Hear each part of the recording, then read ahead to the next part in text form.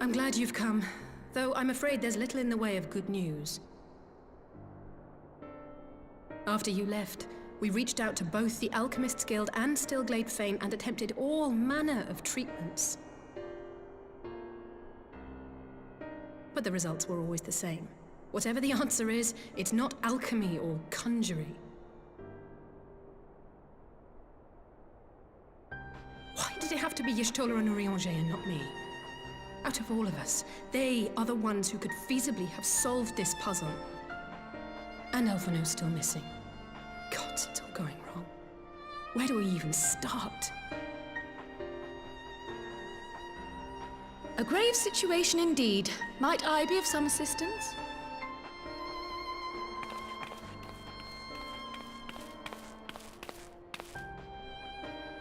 Cryle! I thought you were busy delving into the mysteries of Eureka.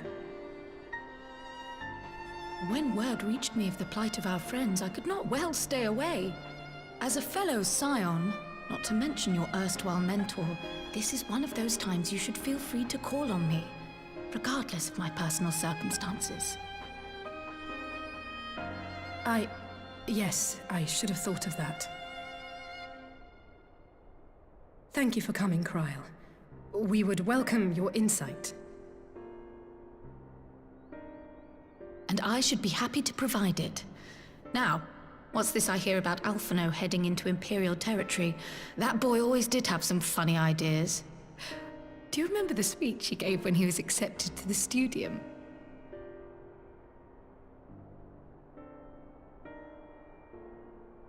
My life's goal is naught less than the salvation of this star.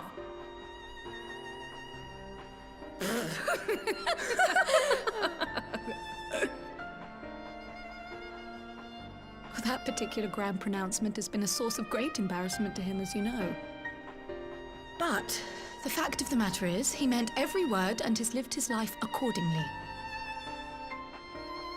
Yes, he remains altruistic to a fault, but I'm worried he was too fixated on his goals to see the dangers, as has happened before. You needn't be so concerned.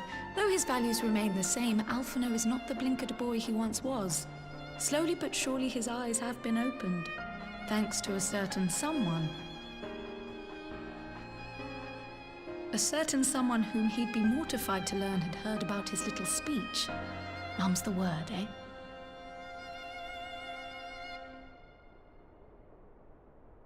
Right, I'd better have a look at our patients. They're in the infirmary, I assume.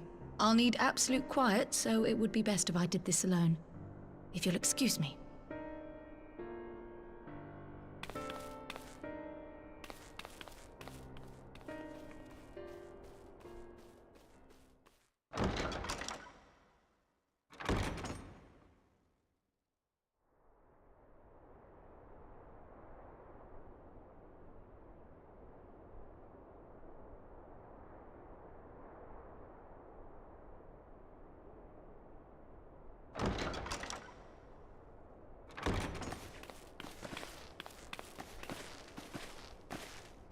All three are in fine physical health.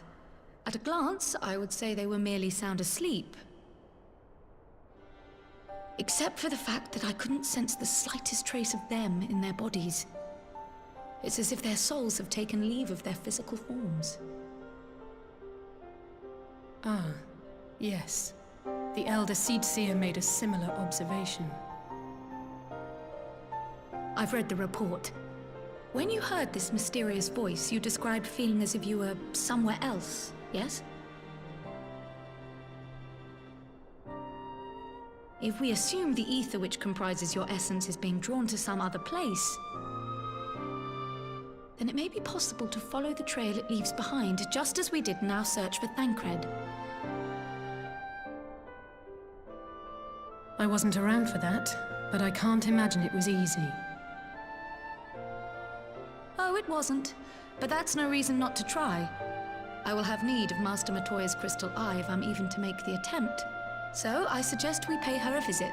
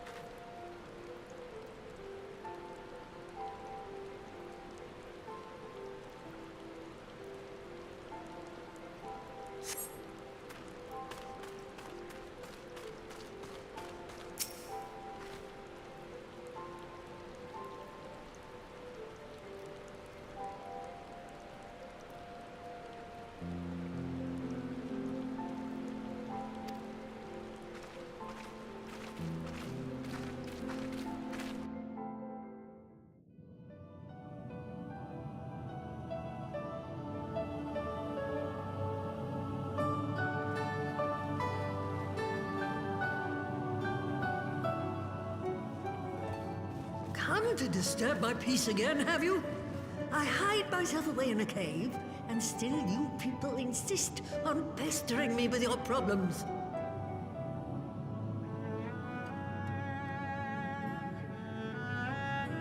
Oh, I mistook you for young what's-his-name, but I see now you're the sister. Weren't you supposed to be the lively one? I've seen happier faces at a rain-sodden burial. Well, I'm sorry to dash your expectations, but the situation isn't exactly conducive to gaiety. Ha! That's more like it. Stoller used to spit and hiss like a wildcat too. Better for a young thing like you to be filled with fire and leave the doom and gloom to your elders. Now, what exactly does this tragic situation of yours have to do with me?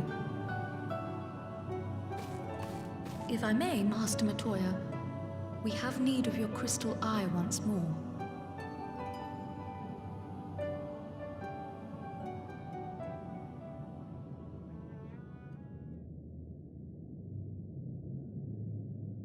And Stoller is one of the afflicted, is she? Very well. She may be an ungrateful stray, but she's my ungrateful stray, and I'll not see her buried before I am.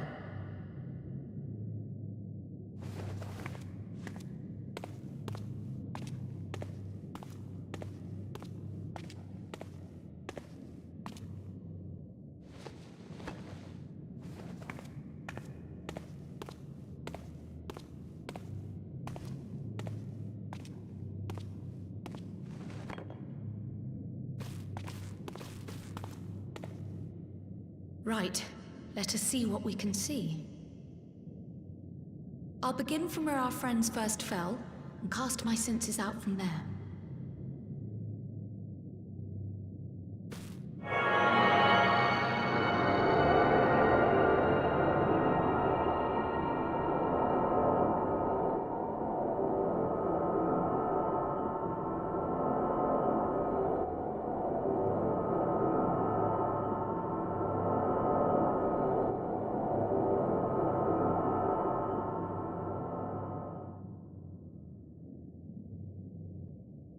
What is it?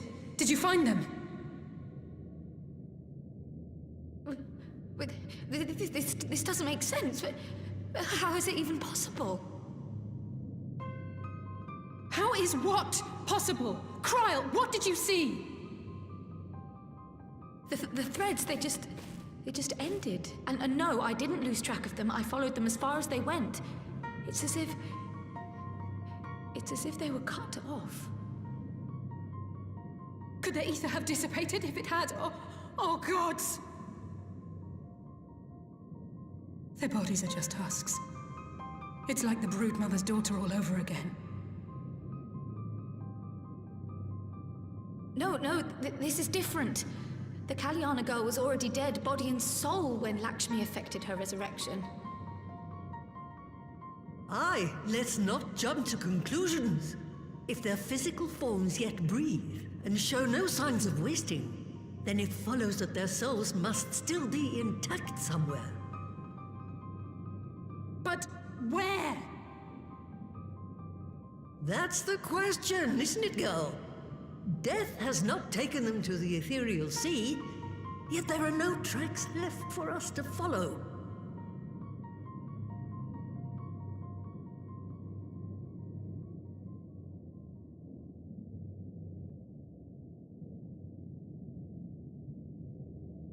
We're no closer to an answer than when we started.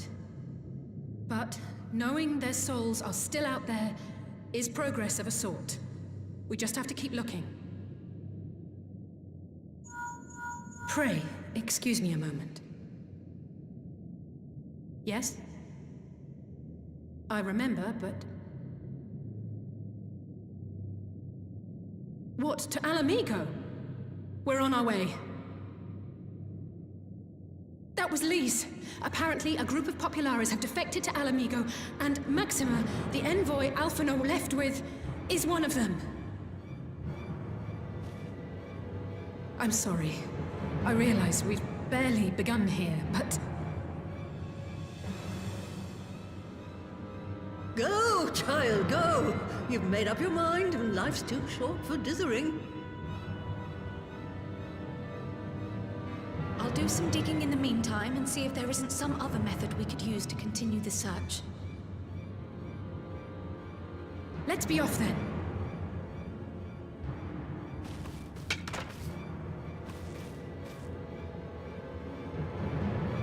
Oh, not again. The enchantment barely seems to take these days. I chalk it up to old age, but I rather doubt it's that simple.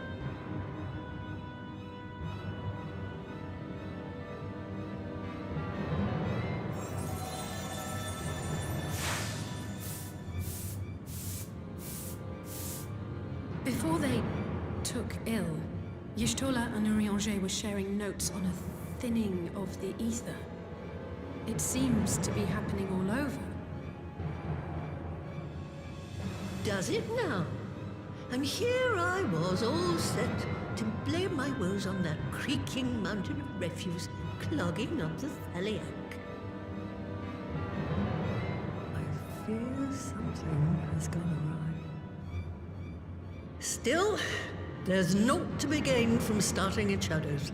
You can only do what can be done, and that but one thing at a time.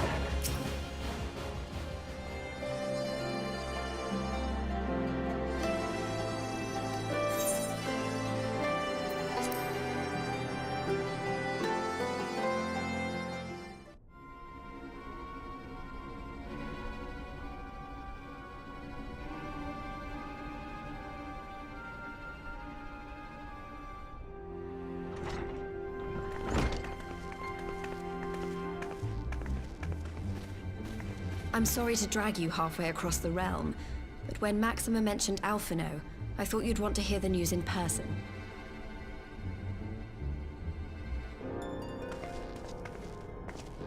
Ah, we meet again. Though I was hoping our reunion would be under more auspicious circumstances. What happened to my brother? Where is Alphino? Never fear, my lady. Your brother was in fine health when I took my leave of him, and I have no reason to assume that has changed. You assume? If you will allow me, I shall endeavor to explain events. Our troubles began not long after we departed Doma. While crossing the burn, we were fired upon by the Emperor's personal guard and forced to make an emergency landing. As we stumbled from the wreckage, our attackers fell upon us again, and we would have perished there and then were it not for the intercession of a third party, a band of mercenaries whose leader claimed to pursue a vendetta against the Ascians. This shadow hunter, as he styled himself, then escorted us out of the wastes to relative safety. Upon arriving back in civilization, I gathered my Populares colleagues and prepared to flee the Empire. Master Alphino, however, declined the invitation to join us, preferring to continue his investigation into the Ascian threat.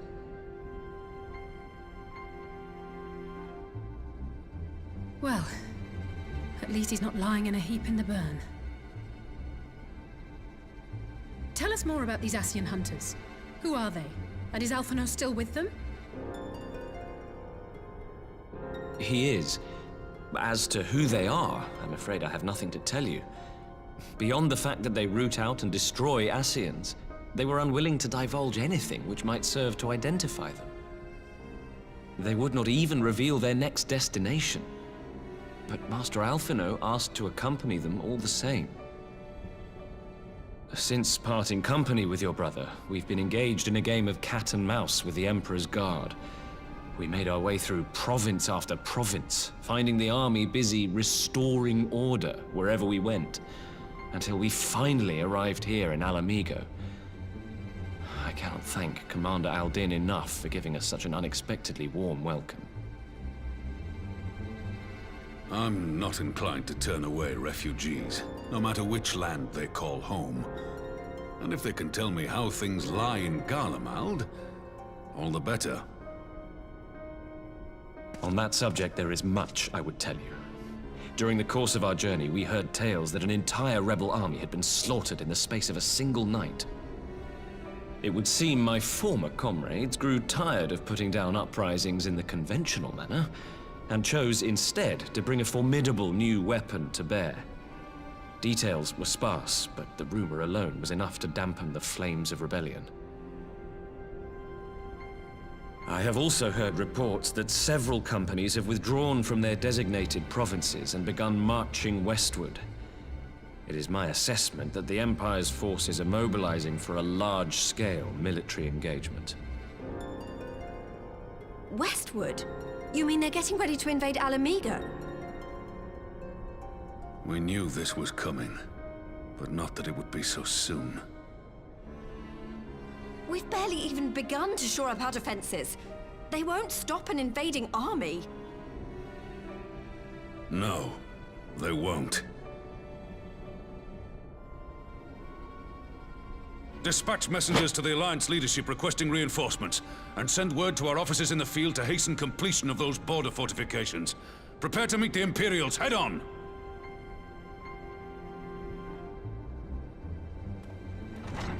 No matter how quickly we act, we still want for time. When the enemy comes into view, our best recourse will be to open negotiations with their commander, and see that the ensuing proceedings take as long as possible. Would you and Alize head to Doma and let Lord Hien know about this? I'm sure he'll want to hear about Alphino too. Consider it done. We'll send word when...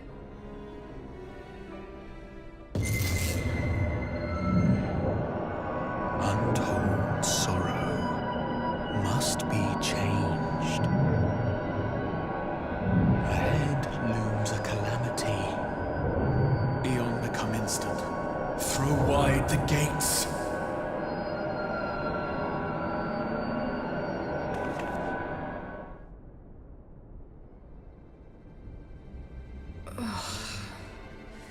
You heard it too. Well, at least we're both still standing. Oh, thank the gods. I thought we'd lost you for a moment there. Why does this keep happening? I wish I knew. Nothing we've tried has brought us any closer to an answer. We'll keep working on it. But first, we need to go and see Lord Hien.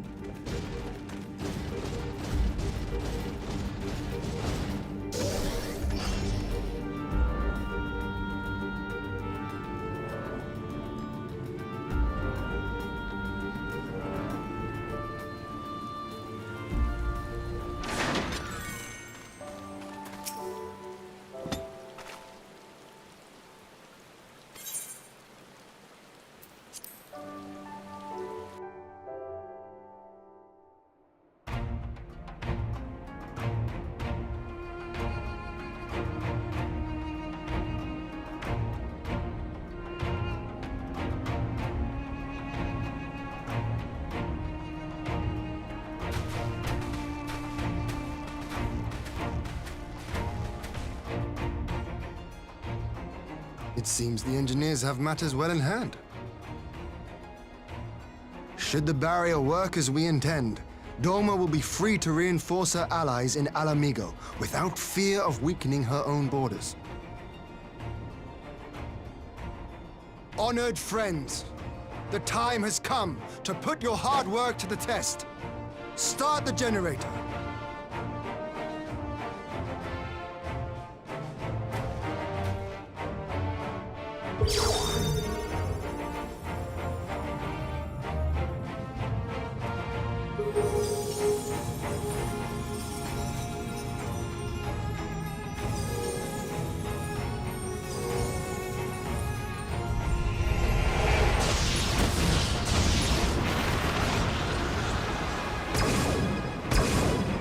Node 1 is operational. Nodes 2 to 8 are reporting similar energy levels. The barrier is forming.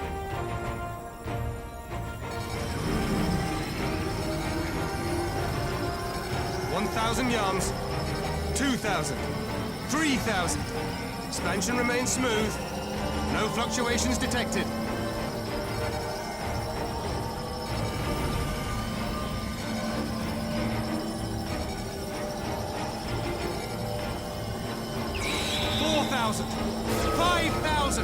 Target altitude reached.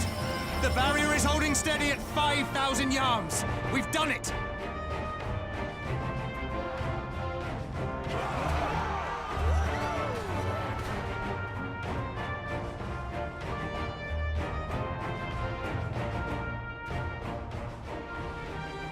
Is that an Imperial airship? Of all the rotten timing. But this is a gift, Mistress Alize.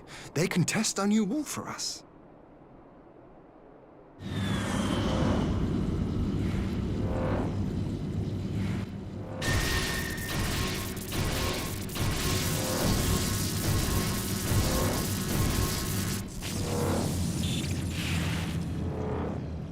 Seems solid enough, though I was hoping for a fireball.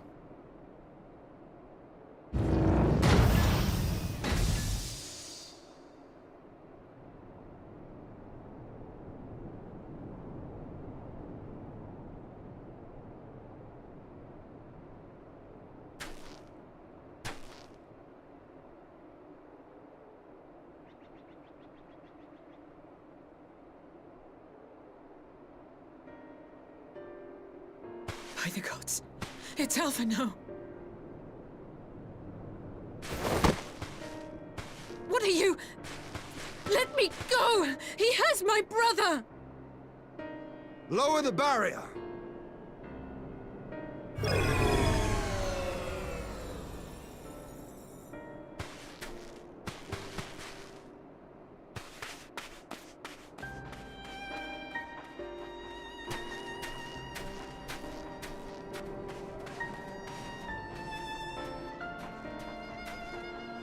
Be at ease, girl. The lad is not dead, merely locked in slumber. No, not him too.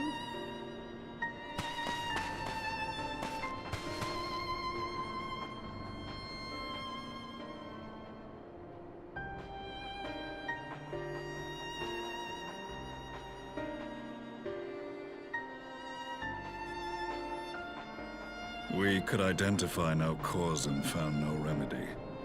Thus I sought to return him to Doma, and into the arms of Lord Hien himself, it would seem. It is a day for fated reunions. Would you not agree, adventurer? Or should I address you as the Warrior of Light?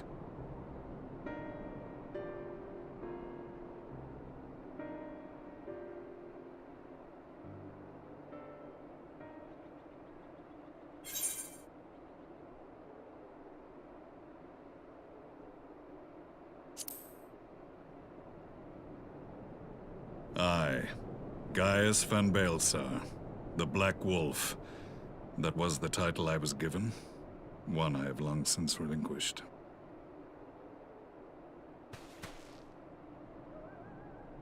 Stand down. The legatus of the 14th Imperial Legion died in Castrum Meridianum. I am no more than Gaius Baelsar, A man without rank or allegiance. Impossible! There's no way you could have survived! Do you remember how it unfolded? How I was deceived by La Habrea? How I was convinced that reviving the Ultima weapon would allow me to bring peace to Eorzea? The Ascian used me, as he used so many others, all to further the restoration of his wretched god. Yet even with the might of Alec at my command, you bested me. And as the Praetorium went up in flames, I was content to burn along with it. For a moment at least. A moment of folly. To surrender my life thus would have been to betray all who died for my cause. It was for them that I dragged myself free of the rubble, and swore vengeance on the Ascians.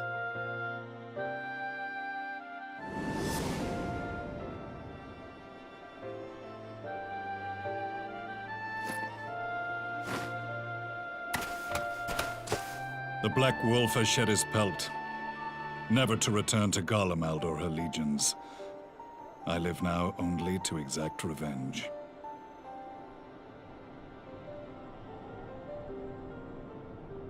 My principal quarry was to be La Habrea, whom I gather you have since ushered onto oblivion.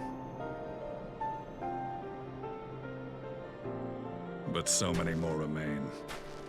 Long as their kind lurked in the shadows, laboring to sow chaos throughout our world, I would see each and every one dragged into the light and put to the sword. Are the Scions not of like mind? In this single respect, perhaps. Then I shall continue the partnership the boy began, and share what intelligence I have acquired. Among the Ascians, the Black-Masked Ilk are subordinate to those who wear red. This you already know. Yet among the Red there exists a hierarchy. Those set adrift with the shards clearly stand below those still joined to the source. Nabriales, who once dared to intrude upon the Rising Stones, belonged to the former group. And while he was indeed a dangerous foe, his powers were inconsequential next to the paragons of the Source. The first was La Habrea, who plagues us no more. There is also the white-robed Elidibus, and the elusive Emmet Selk, about whom little is known. We have files on La Habrea and Elidibus. But I believe this Emmet Selk is new to us? As I assume my brother told you, we have evidence to suggest that an Ascian now walks in the body of the Crown Prince. Have you identified this interloper? Elidibus seems the most likely culprit. As emissary, it is his role to maintain the equilibrium between darkness and light. Your many deeds in Hydaelyn's name have upset the balance, and I believe he seeks to restore it by throwing his considerable power behind the Empire. As a leader of the Ascians, he is one of our primary targets. It was on the trail of this very prey that the boy and I came across the scene of a failed uprising. In the absence of a single Garlean casualty, we inspected the bodies of the rebels, and the lack of any external injury drew my immediate attention. They had been slain by Black Rose, an alchemical invention of the Imperial Army. When I yet served as legatus, I ordered its production halted, and all stockpiles destroyed. Toxic gas is not a tool of conquest, but of extermination. Toxic gas? This must be the new weapon Maxima warned us about. Something deadly enough to sweep away all resistance in a matter of hours. Gods. You don't think they're planning to use this in Alamigo, do you? Put your fears to rest. We infiltrated the production facility and destroyed all existing stores of the chemical along with the plant itself. Even should they rebuild the operation, they will not soon manufacture another batch.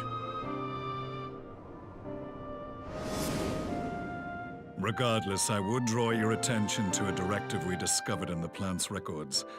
The document was marked with a recent date and authorized with the signature of one Zeno Galvas.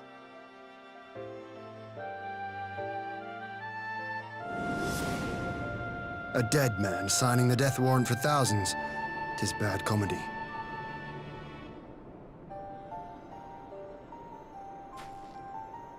But the tale does not end there. Within that same facility was a chamber filled with devices of elegant design. Cloning technology, we realized. And what should we find in each and every incubator? But a young Emperor Solus.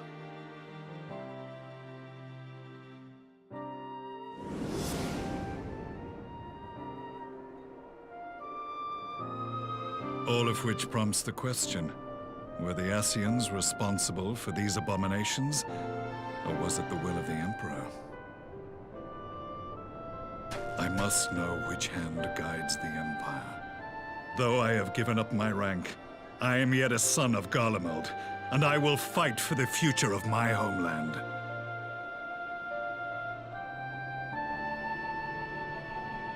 It is time I return to the hunting of shadows.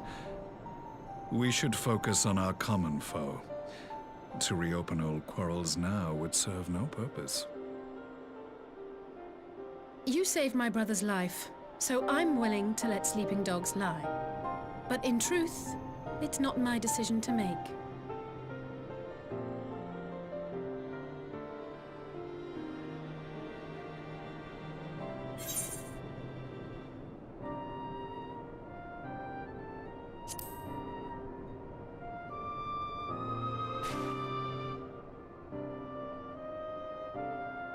There was a time when I scorned those who placed their faith in false gods, even as I, in my blinkered conviction, place mine in Ascian promises.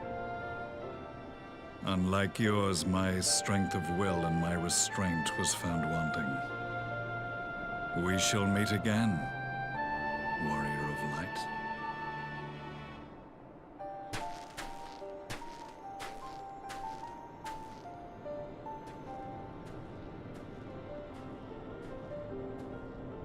So that was the infamous Black Wolf. An unexpected ally, to say the least.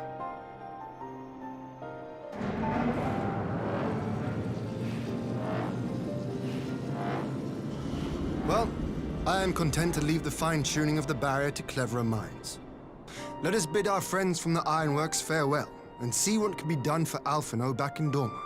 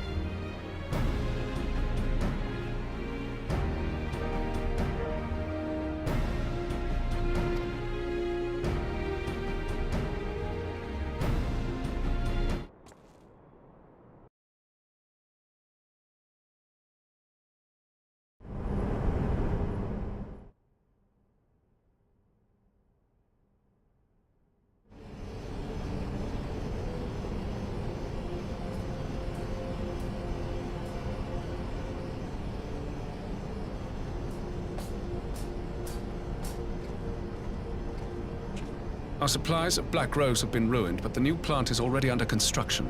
We should have the first batch ready in time for the offensive, Your Radiance. See that you do.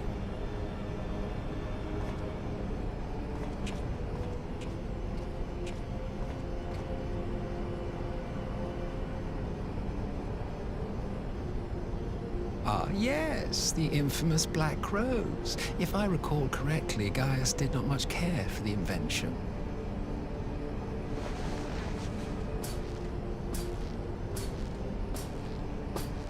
A ruthless and indiscriminate weapon indeed, this airborne poison. It seems you are capable of making decisions worthy of your bloodline. With no gift for sorcery, we Garleans must look to Magitech to even the odds. If it spares the needless deaths of our soldiers and serves the cause of this empire, there is no method I would not employ. How very noble of you. Truly, though, I must commend you for embracing your role as Emperor. You play the part of the determined ruler well. Sometimes even I catch myself believing.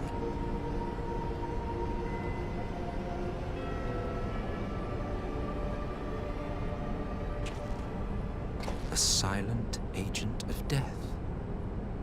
Now that I think on it, Black Rose may well possess the perfect aspect. Slowly but surely, the deluge of light has worked upon the ether here in the source, and the gas should be most susceptible to its influence. Well, I shall leave you to your own devices. Go forth and bloody the land with your grand and glorious war.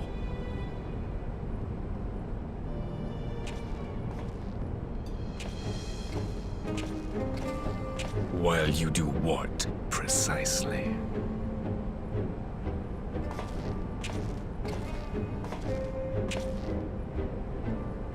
Need you ask?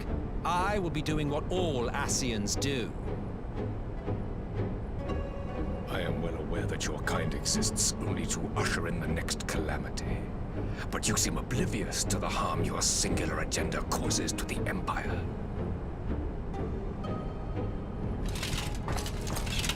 You cannot have forgotten the events which followed your mortal demise.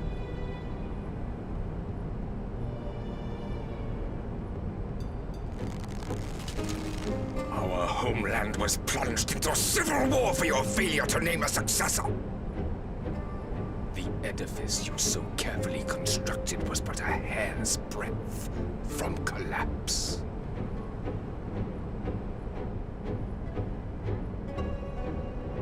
Are you truly so naive? You thought me oblivious to the consequences of a departure so painstakingly timed? It was by design?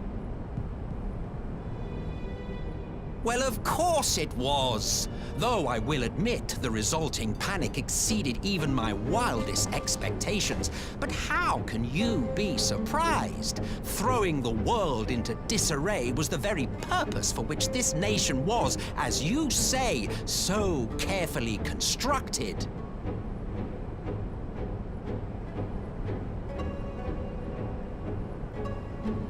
Now, if you have no further questions, I must be on my way.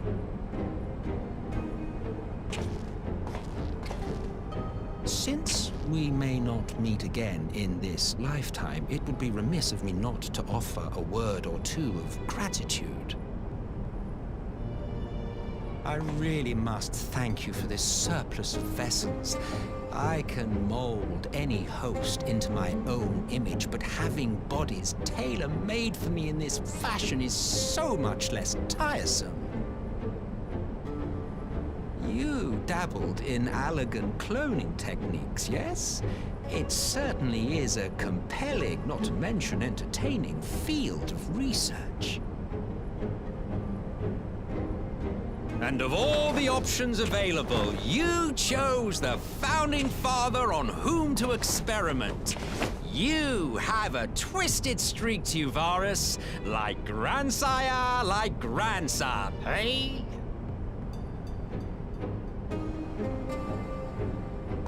If events play out as planned, this will become something of a family enterprise. You will be the capstone of this world, I the anchor and shard, and together we will give the lie to this star's fraudulent existence.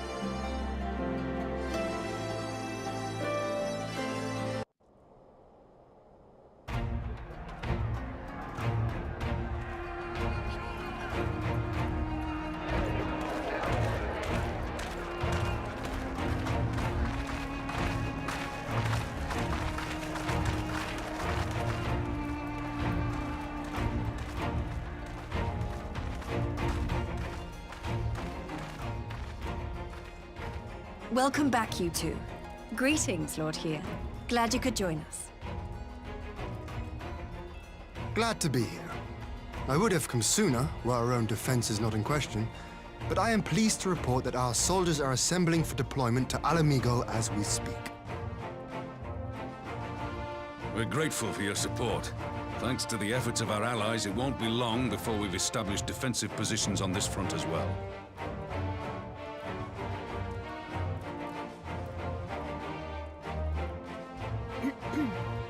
We have some good news, too. Alphino has come back to us. As for the bad news...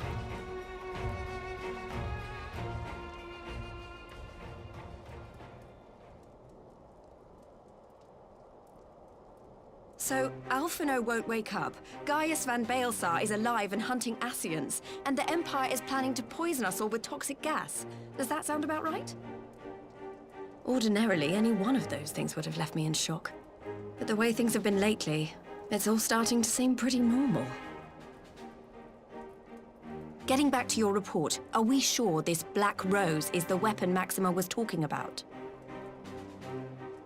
It fits the description. And it seems we have Alphino to thank for sparing us an early demonstration of its effectiveness. I have a feeling this won't be the last time his bravery in the Empire will serve us here in Eorzea. The threat of an unknown weapon has had us all on edge. But now that we know what we're dealing with, we can take steps to defend against it. As for Gaius, I'm not sure what to think. Am I happy he's alive? Not in the slightest. Am I happy he's hunting Ascians? Aye, I'd have to say I am. Oh, speaking of Garleans you didn't expect to see, we have a tale of our own, as it happens. When we sent envoys to the Imperial Army to request talks, they returned with the message that Varys Zos Galvus would be attending.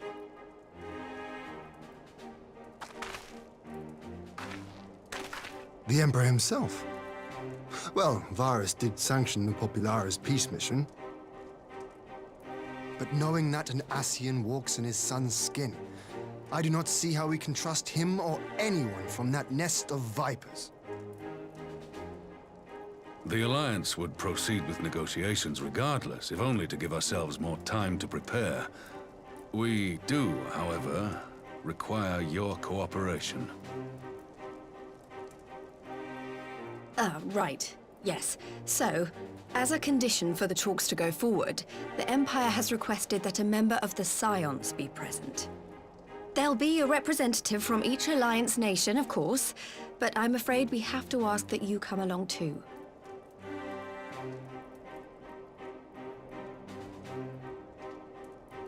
God, Lise, you know how much I hate politics. But then, what choice do I have? Alphino and the others aren't going to do it. Very well. I shall attend as the Scion's representative.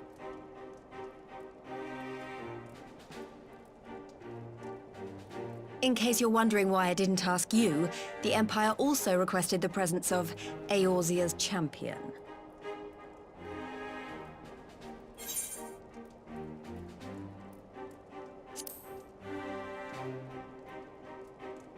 That's settled then. We don't know what Varys means to bring to the table, or why he wants you there, but having you close at hand will make all the difference. The meeting will take place on the border. Anticipating an early assault, we mean to position the bulk of our forces nearby. The Alliance leaders should already be on their way. Once you're ready, we can head out and join them.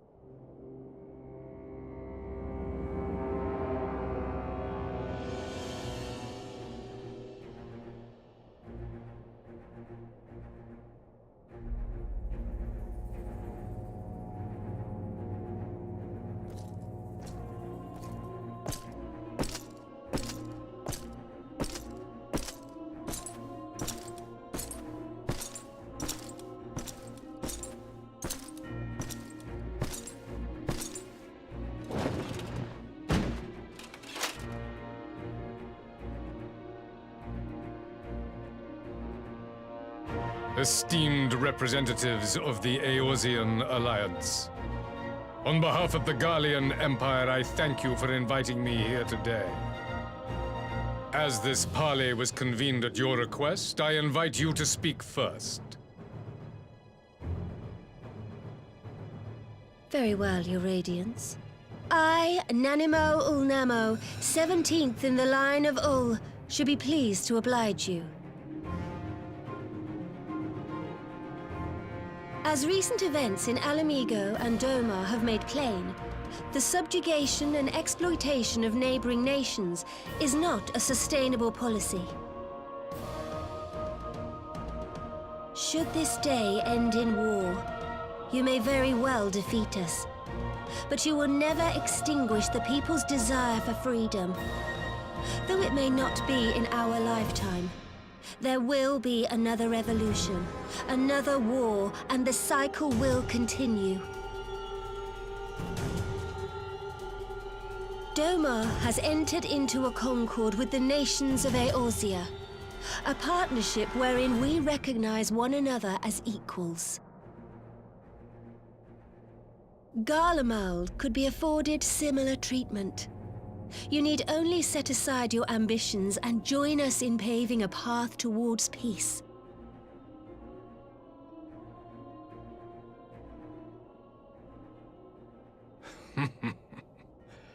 You will not win me over with sophistry, Your Grace.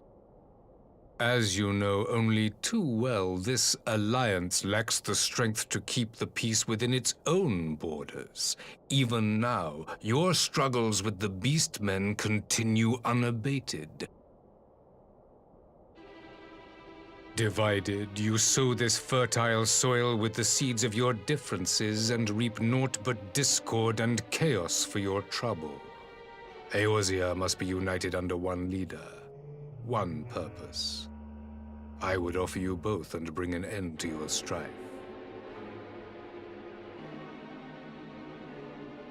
With all due respect, Your Radiance, the only thing that you offered the people of Alamigo was fear and hopelessness. The citizens of Doma can also attest to the meager arms of Imperial rule. There is no purpose to be found in a life of oppression, each day more uncertain than the last. Our people are willing to die for their freedom. A great many already have, and countless more will, if we don't put an end to this madness here and now.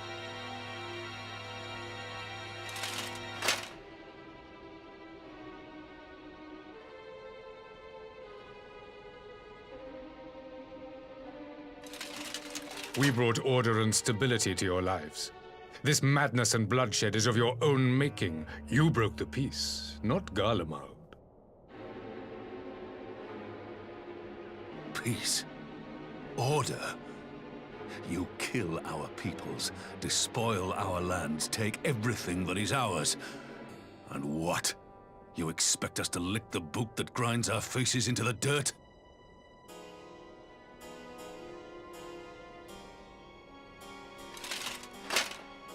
I expect you to weigh the costs.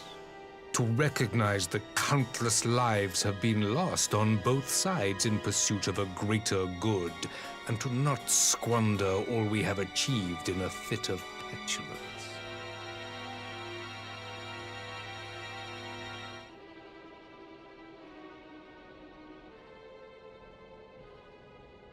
Your Radiance, I fear I can personally attest to the dangers of pursuing one's vision with such righteous fervor.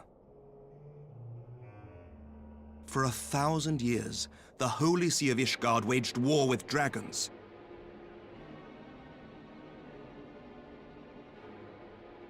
A 1,000 years of sacrifice, of sorrow and hate, in which we bathed in the blood of friend and foe alike.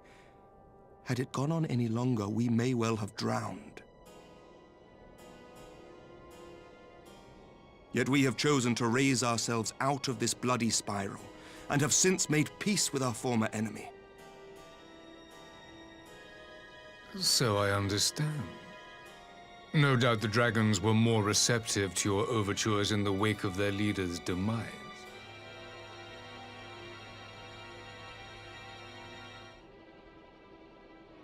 You speak of peace, yet use war to achieve it. Your father would not have bothered to obscure his intent with honeyed words. He understood that strength is all that matters in the end.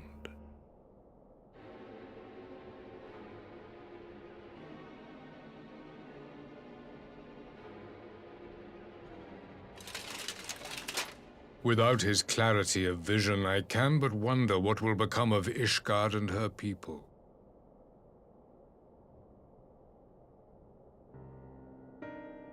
There was a time when Garlemald too lacked a leader of conviction. Weak and unable to wield magic, we were at the mercy of the strong from whom we sought refuge in the bitter cold of the north. Were it not for the discovery of ceruleum and the subsequent development of magitech, we might never have gained the power to take back that which was rightfully ours.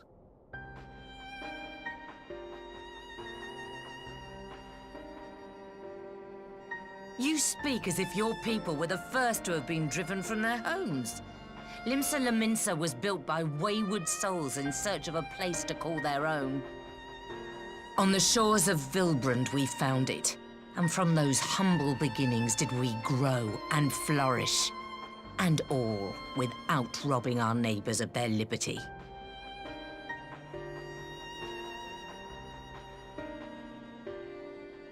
So saith the pirate. Am I to believe that you simply asked the kobolds to yield up their lands and that they were happy to oblige you? That you did not drive them out like rats in the hold of one of the many ships seized by your privateers?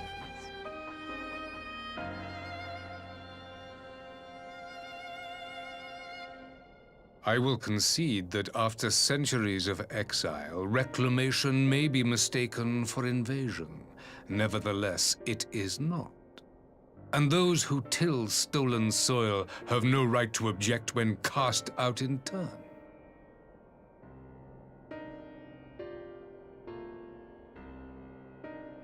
Your uncompromising nature rivals that of the Ixal. They too lament circumstances which they themselves perpetuate. Were they but to embrace peace, we would welcome them with open arms.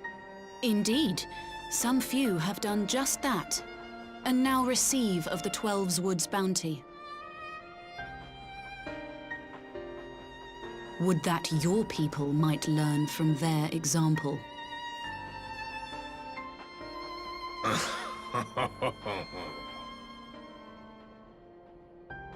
You dare compare us to the Birdmen? You who thought to invoke the 12 and threaten all of creation?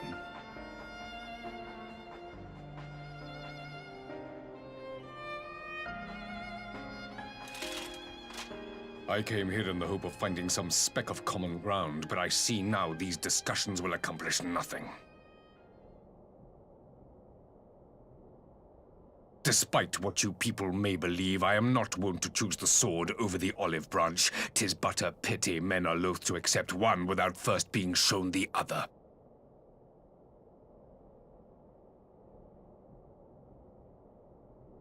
Wait! I beg you. This meeting was supposed to be a chance to find a way forward together, not to bemoan the missteps which brought us here.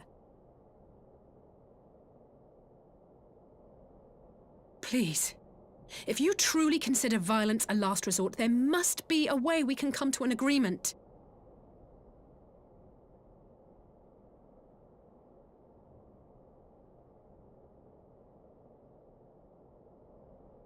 As Mistress Alisaie says, we did not come here to bicker over the past, but to discuss how we might strive towards a brighter future.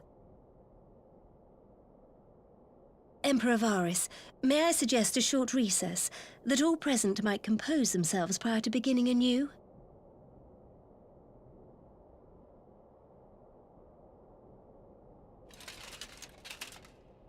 Very well.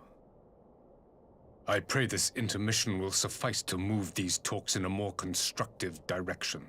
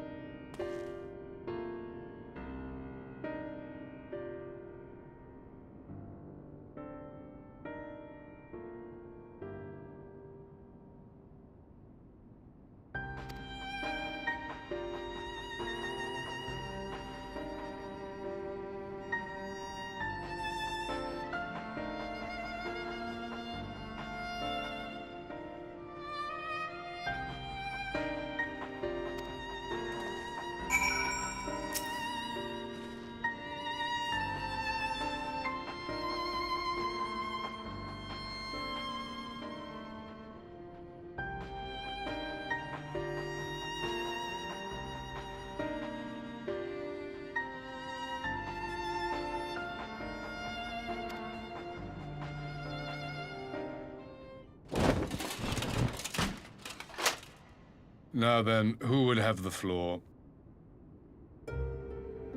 Before we resume, I wish to offer you an apology. After you graciously accepted our invitation to discuss an armistice, we have done naught but rebuke you at every opportunity. I believe I speak for all of us when I say we are deeply sorry for our discourtesy.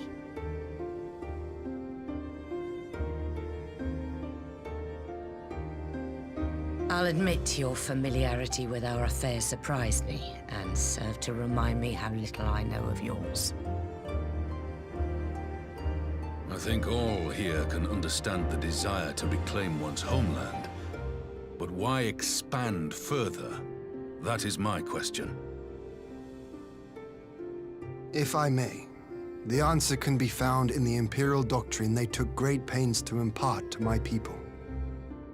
Recognizing the threat Icons posed to the world, Solus Zos Galvus decreed that they were to be eradicated.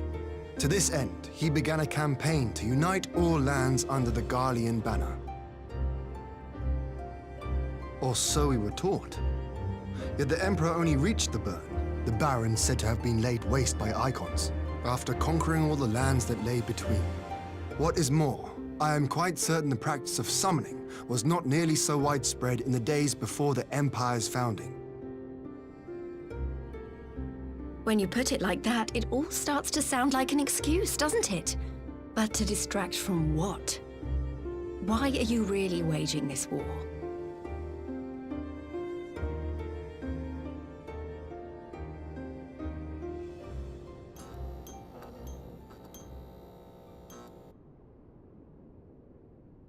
Finally, you ask the right question.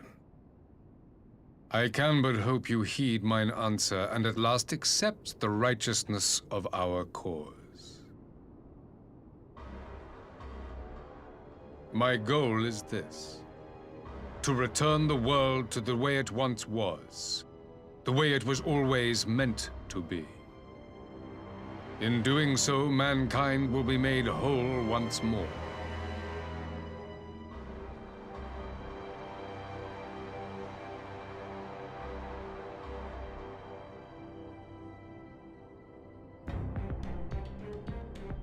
No longer will we suffer from the dissension born of our differences.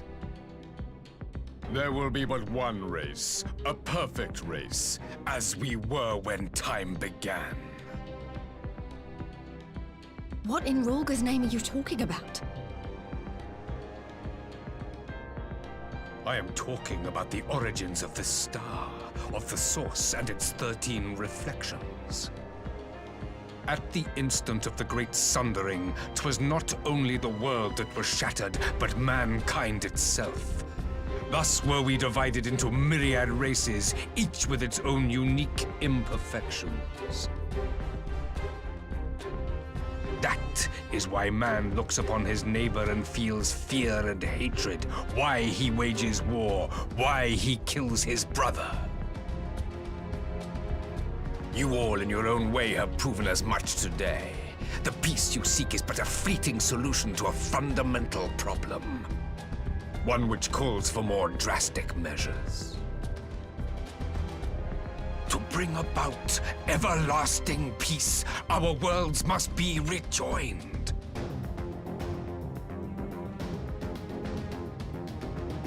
That is the goal the Empire would see realized. The glorious future unto which we shall one day shepherd mankind.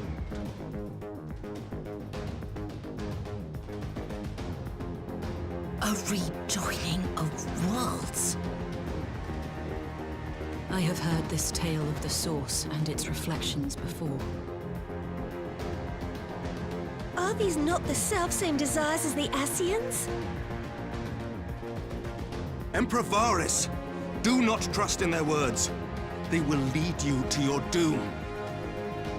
My father thought to use them, but in the end he succumbed to their temptations. He embraced summoning like so many other pawns before him. Do not tell us you mean to do the same.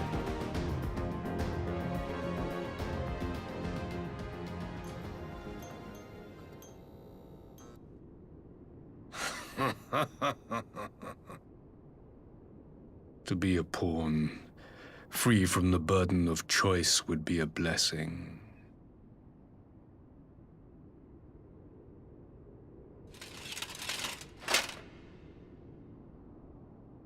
But I forswore that privilege the day I learned that the Garlean Empire was built by the hand of an Ascian. What?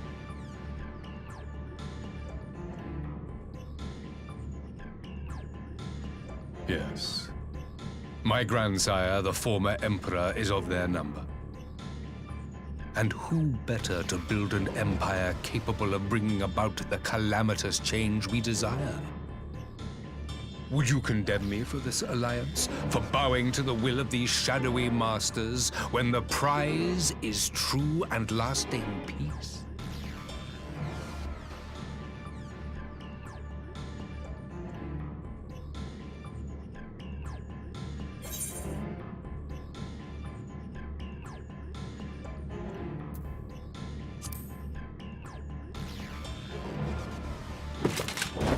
I come not to conquer, but to liberate. To free man from the prison of divergence. Imagine a world united. One perfect race beneath a single standard. An army before whose might these servants of darkness and light would fly as leaves in a storm, never again to meddle in man's affairs. We would be the masters of our own fate. I bid you join me, not as subjects of Garlemald, but of a new nation. And together we shall win freedom for ourselves and generations yet unborn. You want to trigger another half-dozen calamities? You can't be serious!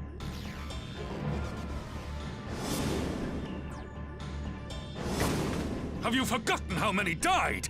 There will be no one left! Do you truly imagine we would aid you in your bloodletting? It is unthinkable! Unconscionable!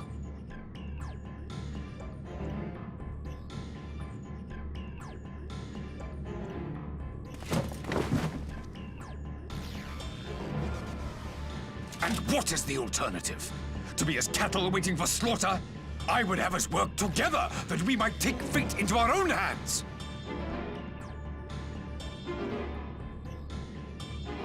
Into your hands, perhaps.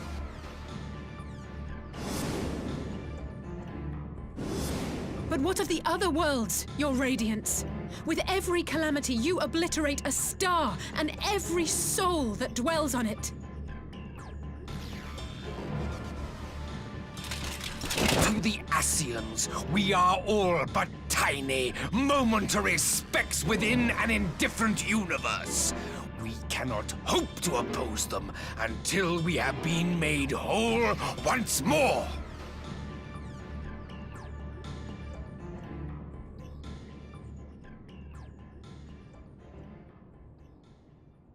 Are these truly the words of Garlemald's ruler? The flaws and foibles which you so abhor are what make us who we are. Every nation, even yours, Emperor Varys, is made whole through the combination of these imperfections, the strengths of one compensating for the weaknesses of another. While it is true that man succumbs all too often to anger and avarice, he may yet overcome his baser instincts through the forming of bonds with others, fostering community and cooperation. That the protector of an empire should not only reject these fundamental truths, but seek to change them at so dear a cost to life is indefensible. Such a man is not fit to govern.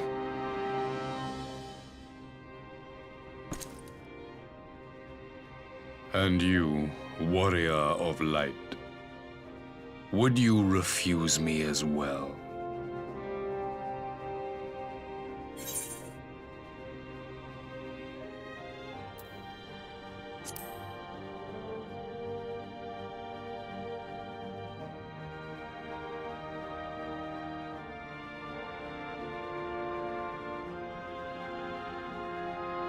It would seem the Alliance is of one mind on this matter.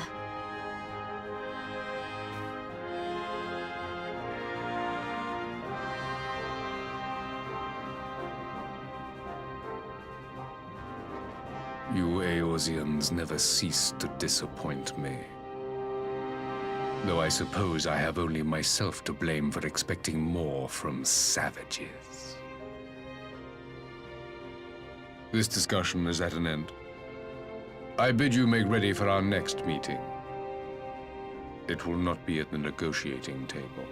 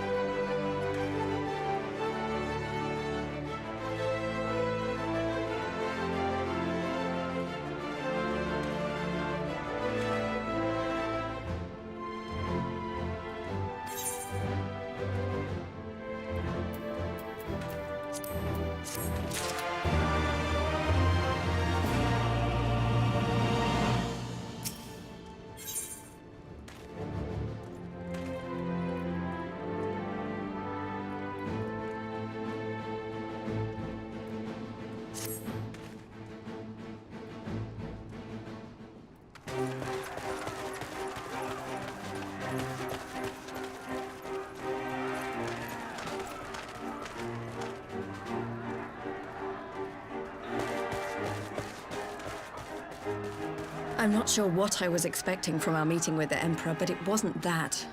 Still, at least we know now what he's really after. Aye, a future built on a mountain of bodies. I too want the Ascians dead, but not at any cost. The last of the reinforcements from Dorma arrived not long ago. I pray it will be enough. Given the Emperor's stated goal, this is a battle we can ill afford to lose.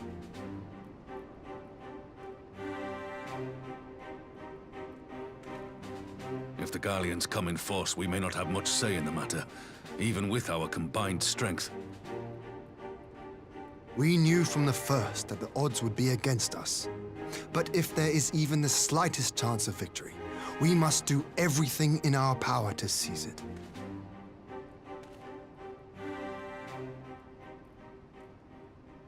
We must seize it, full stop. Here!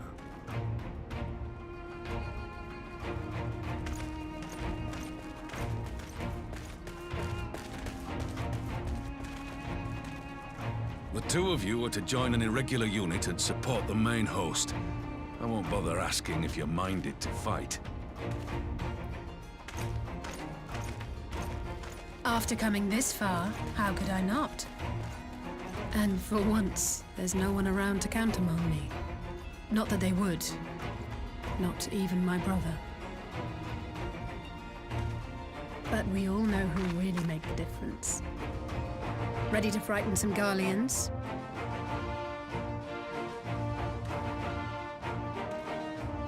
Wouldn't want to be on their side.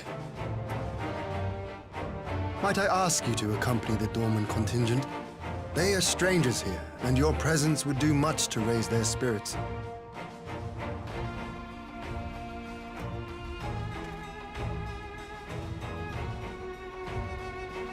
We would be honored. When our people stride out with you in their midst, I dare say the Eorzeans will feel an ilm taller themselves. High spirits have a way of spreading. What I wouldn't give to join you. But my duties as field commander will not allow it. I'll leave the front lines in your capable hands.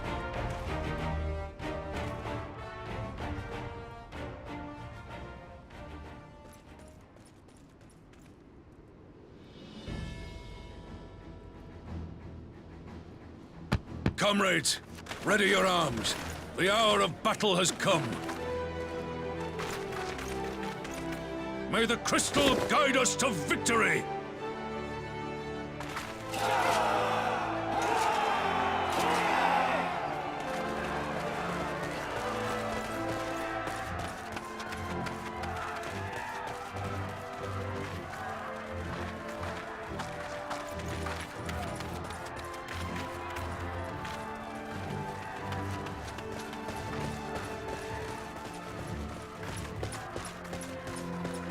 Since the others couldn't be here, we'll have to fight twice as hard.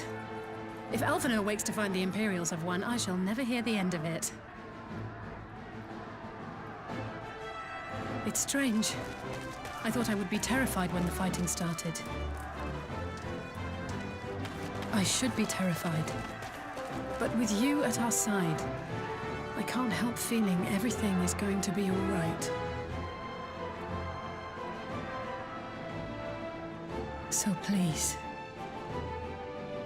don't you dare leave me alone.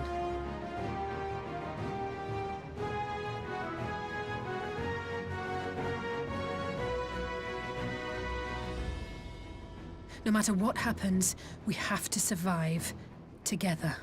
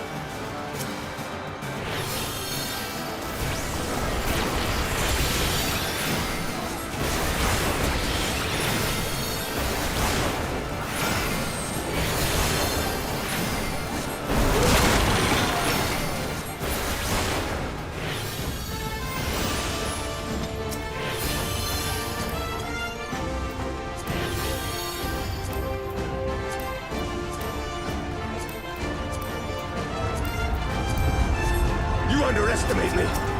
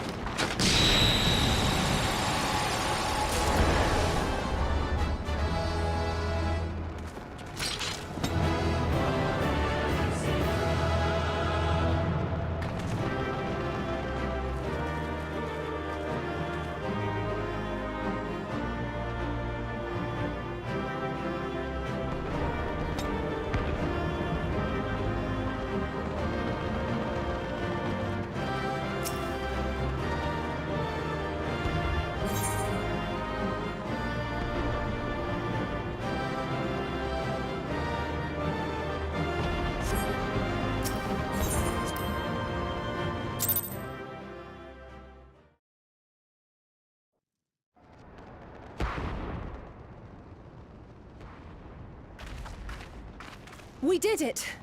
I dare say they'll be reeling from this. You were truly inspiring in battle, my friend. I'm determined not to be outdone, but there seems to be no one left to fight.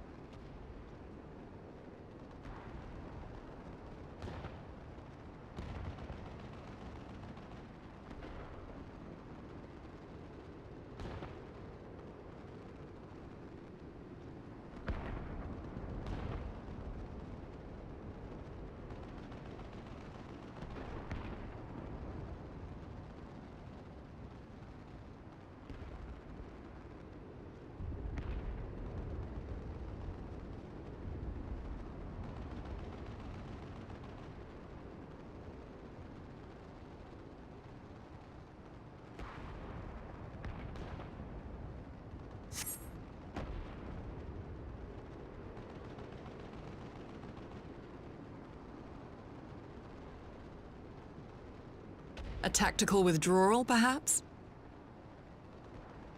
We should give chase. Finish them off while we have the chance. Imagine the other surprise when they wake to find the war already won. The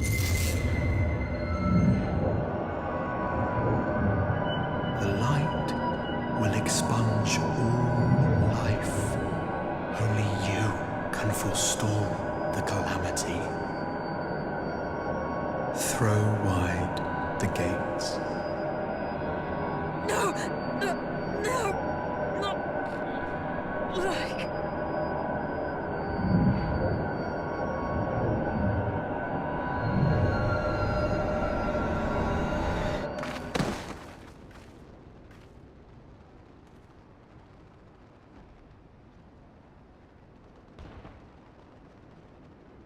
Oh no, don't tell me. Are you all right?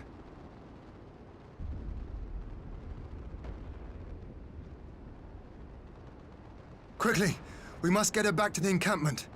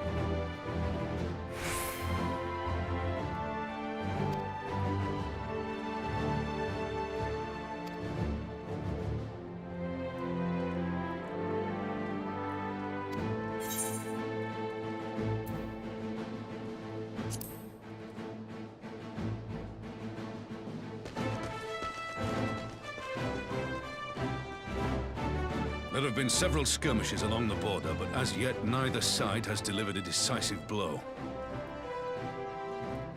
We had long assumed that the Garleans would overwhelm us in a straight fight, but we seem to be gaining ground, albeit slowly. As to why that might be, the most likely explanation is that they have yet to commit all their forces. Still, we're winning, and our latest intelligence suggests the Emperor has retreated back to Garlemald. In light of this, we're considering launching an offensive with the aim of pushing the front line forward and giving ourselves some room to breathe.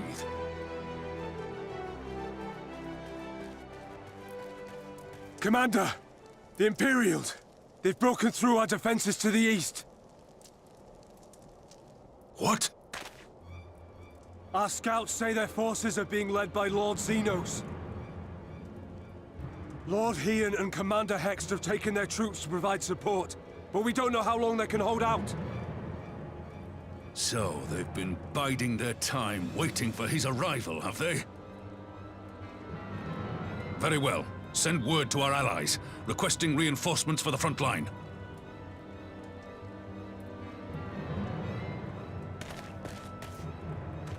Should the worst come to the worst, I may need to enter the fray myself. But what of you? Do you still have the strength to fight?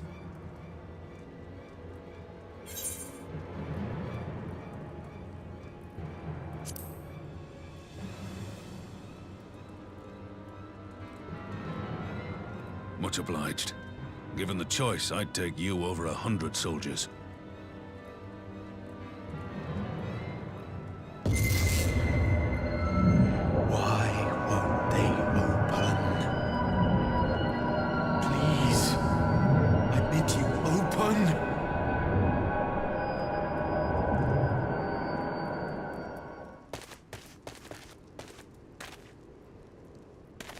What's wrong? Is it the voice again? Are you sure you're in a fit state to do this?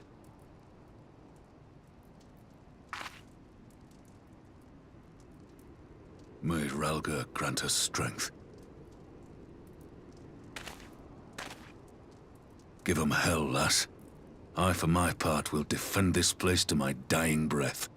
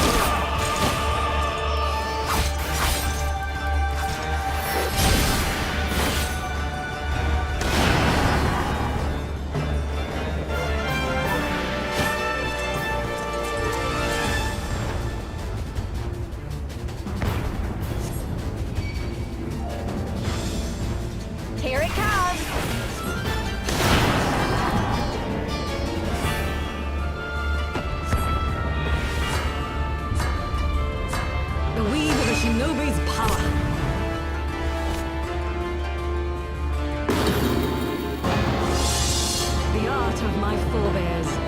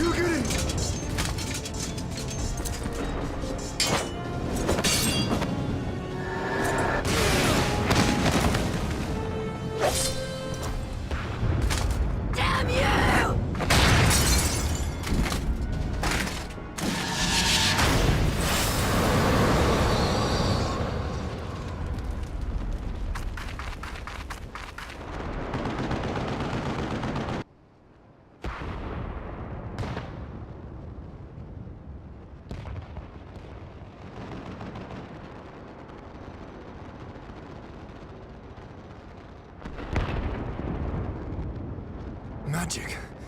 With a Garlean body? That's hardly fair.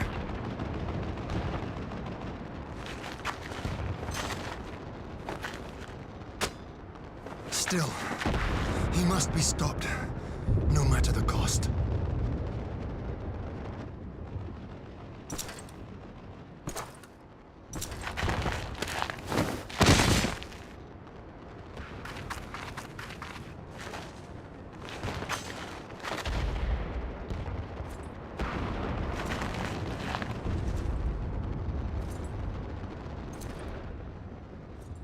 Ah, bringer of light. It has been too long.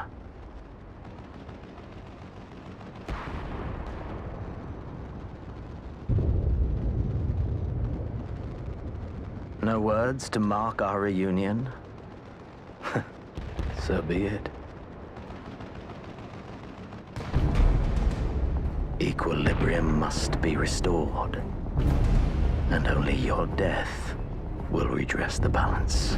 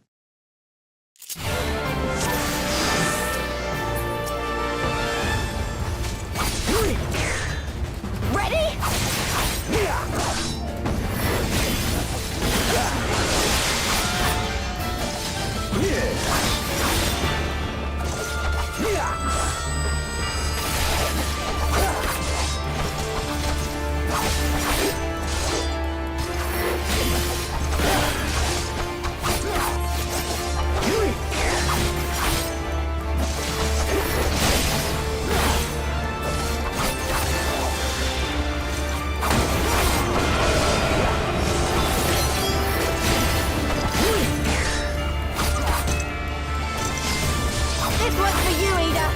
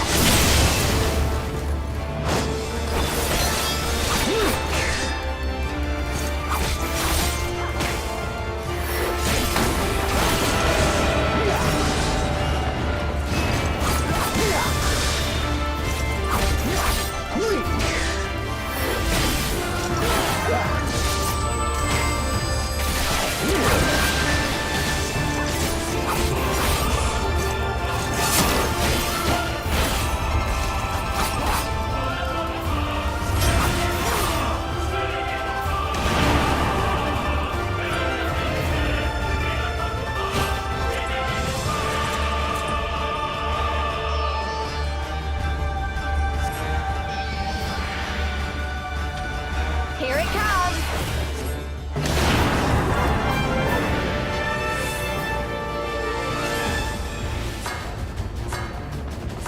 The weave of a shinobi's power.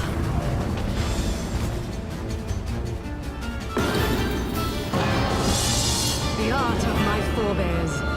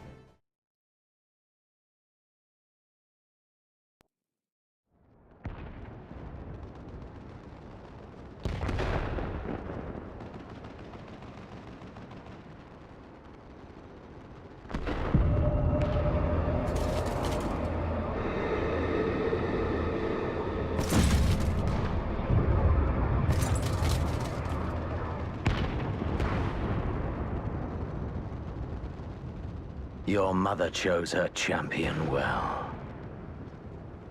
Yet, for all your strength, you will still fail.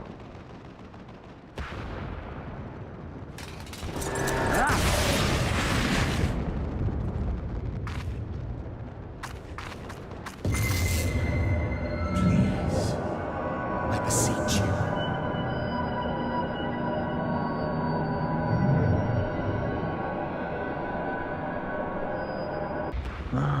Someone calls to you.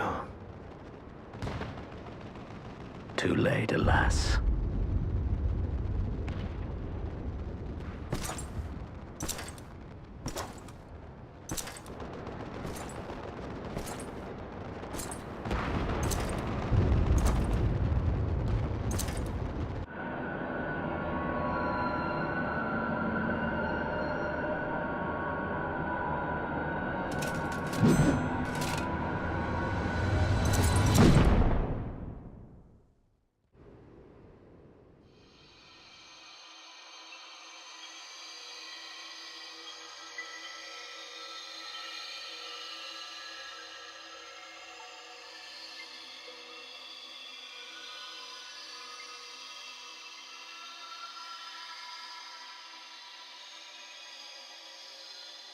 At last, I found you.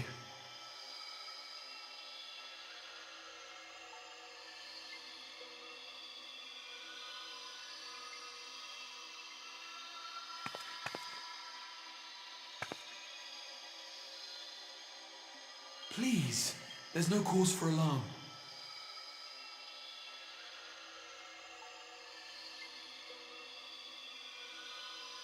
Though, I confess, this is not where I had intended to meet.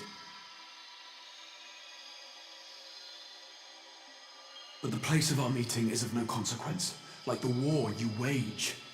Win or lose, the path you walk leads only to oblivion. The better path leads you here, to me. I have need of your strength.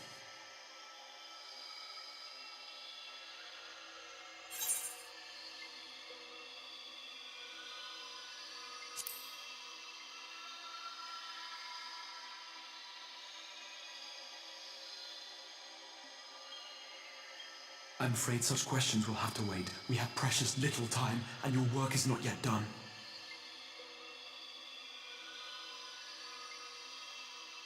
Go to the Crystal Tower. I have left something for you near its base. It will serve as a beacon of sorts, one which I pray will help you on your journey. All you need do is find it. I will take care of the rest.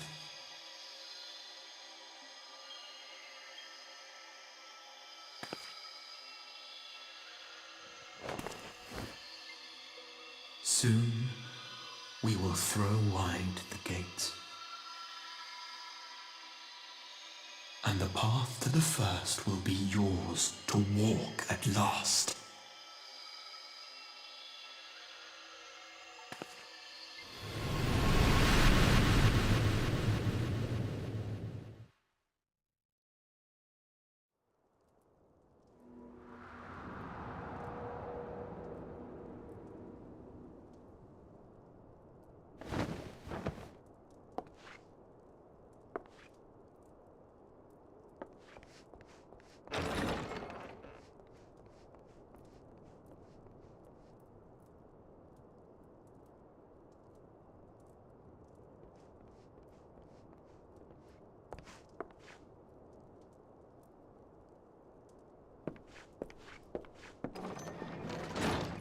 You're awake. Thank heavens.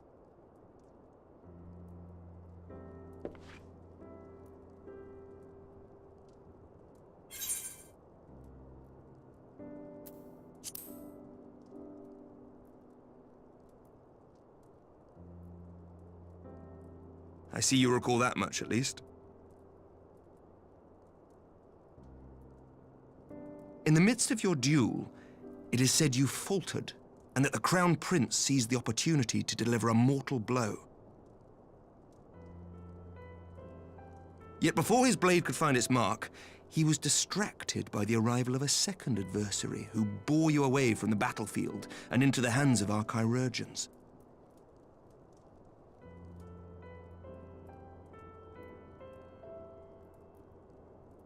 Lest you wonder, he left before you awoke. As is his wont.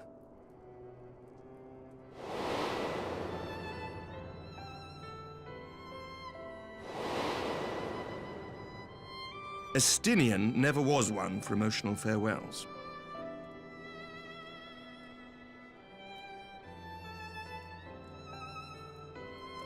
Though Xenos bested all before him, the battle clearly took its toll, for he retreated shortly after your rescue. Seeing this, the remaining Imperial forces decided discretion was the better part of valor and pulled back, allowing us to re-establish our position. We have since received word of renewed unrest in the provinces, doubtless inspired by the efforts of the Eorzean Alliance and our Far Eastern allies. Nor does the good news end there. We have also come into possession of intelligence suggesting unrest within the Imperial Court. This would certainly explain why both the Emperor and Lord Xenos appear to have abandoned the fight. A long-awaited ray of hope in these dark times.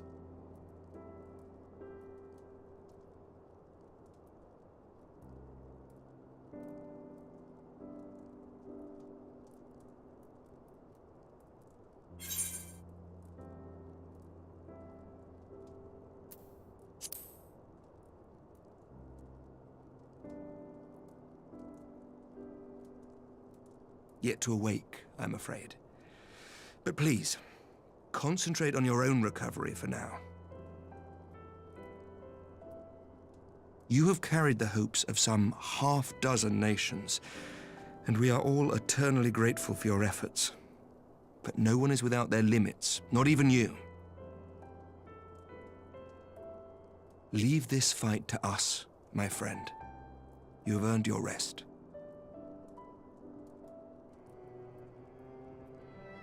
But before I forget, I was asked to deliver a message as soon as you awoke. A reminder that you are not alone, though many of your allies have fallen. When you are well and rested, you are to return home, where friends will be waiting for you.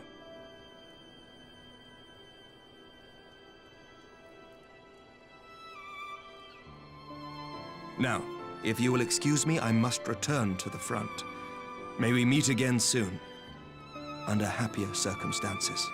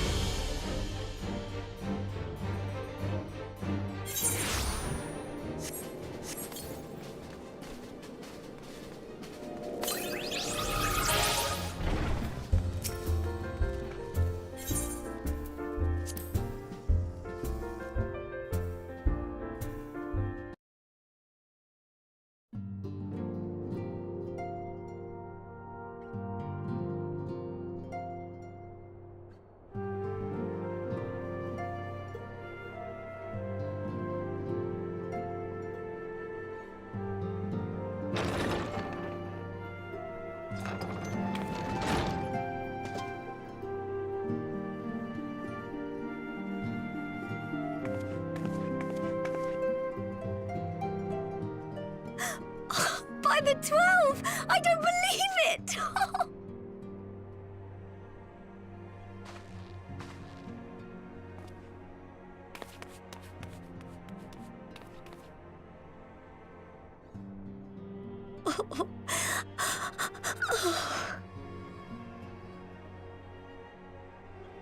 I rushed back as soon as I could.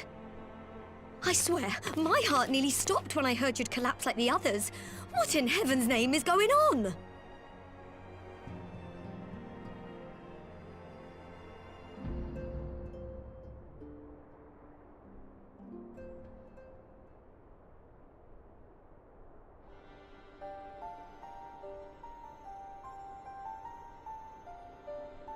Win or lose, the path you walk leads only to oblivion.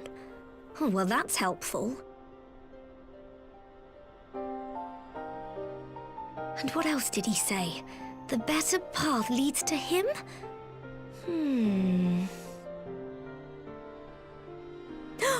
If his is the voice you've all been hearing, perhaps the others are with him. Sir Emmerich said the fighting had reached a stalemate, didn't he? But if that monster masquerading as Xenos comes back... Thancred, Y'shtola, Urianger, Alphino, Alize. You're going to need all of them on your side to defeat him. And I forbid you from going to face him on your own, do you hear me?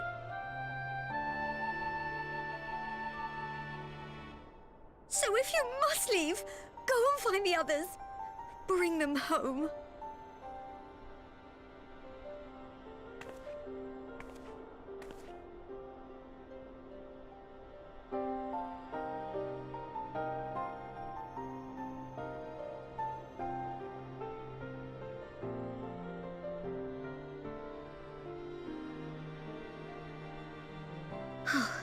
As for where to start, you said the stranger had left a beacon for you at the Crystal Tower, right? But how are you to find it, now that the tower has been sealed shut?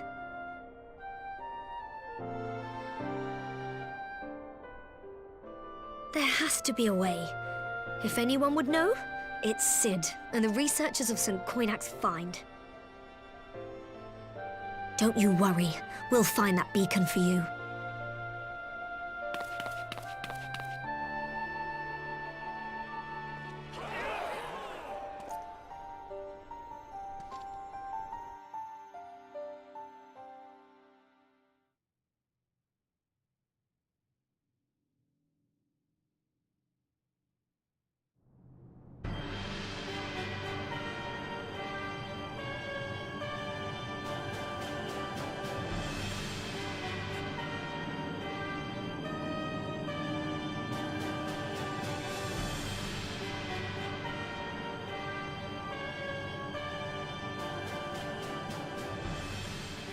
I pray you have good reason for abandoning the front.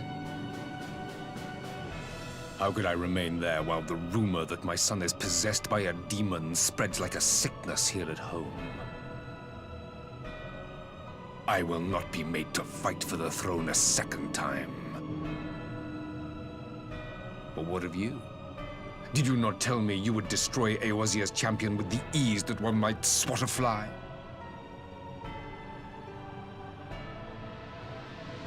A minor setback. She will not escape me again. Where is your grandsire? I would have words with him. How should I know? Do you hide from each other's sight as well? I imagine he's doing what all Ascians do. He must have found a way to take advantage of this turmoil. Men are not pawns to be played with, Ascian. You underestimate us at your peril. This war will not be decided by you and yours. Man must choose his own fate, and I, for my part, will do all within my power to see Garlemald emerge victorious.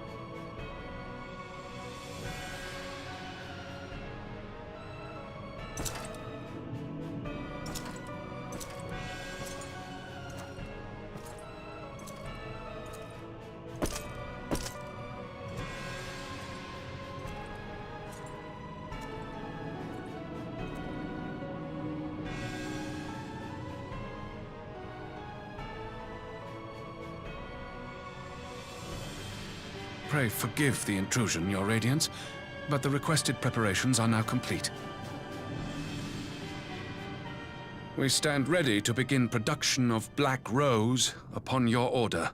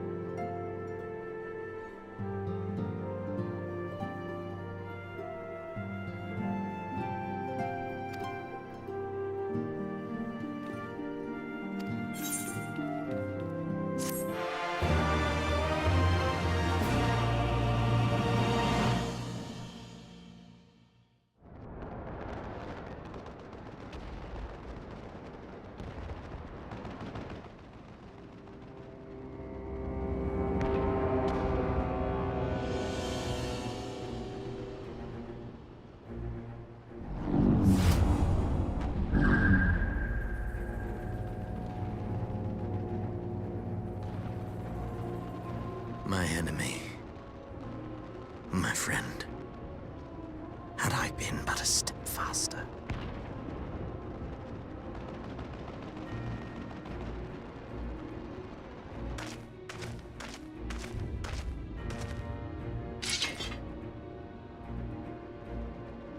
Bloody savages!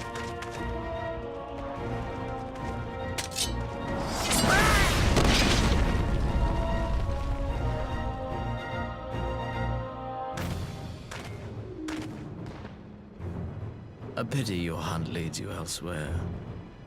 Not that I am surprised. May you find joy in it. Grow stronger, more savage, and savor every triumph.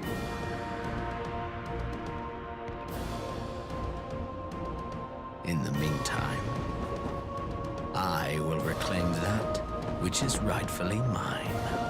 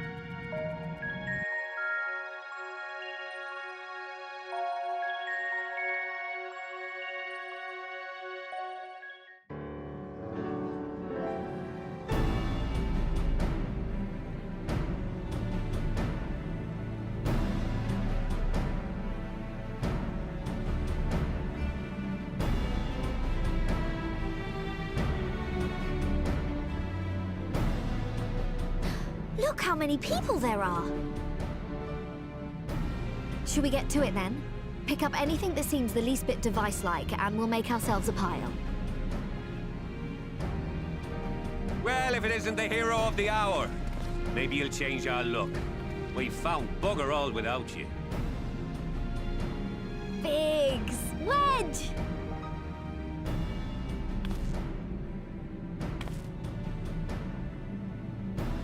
Aye, aye. Well, we could hardly say no to a call for aid from the Scions. Jesse called the chief for some other business, so we'll be working twice as hard to make up for his not being here.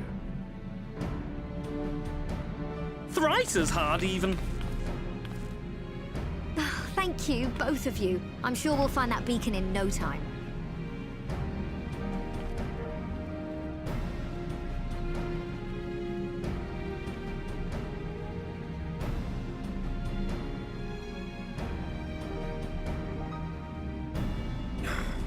I'm not seeing anything out here.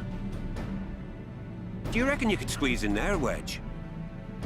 And get stuck halfway? No, thank you. I could try if you like. Tataru, no! We couldn't ask you to do that. Oh, I'll be fine. This receptionist is not afraid to get her hands dirty.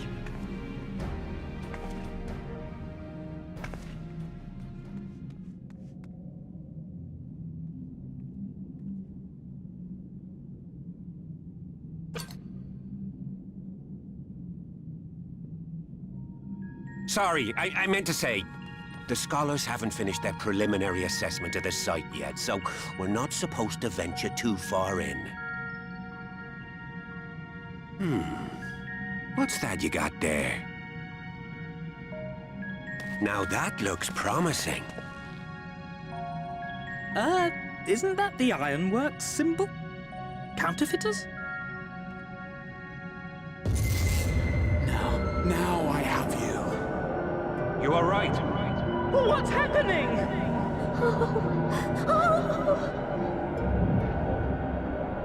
Stay with me. Focus on my voice. Let expanse contract. Eon become instant.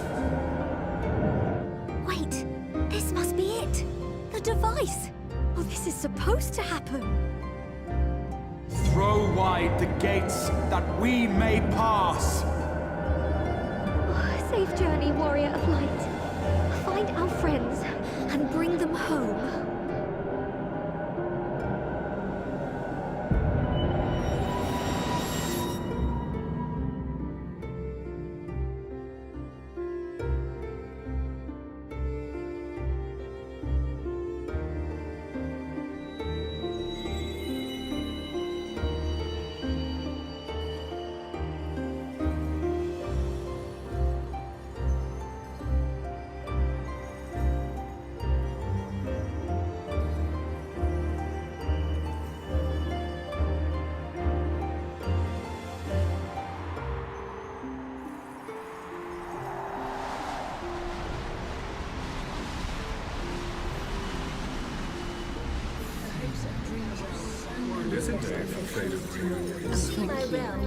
For showing me the dawn's light will shine again.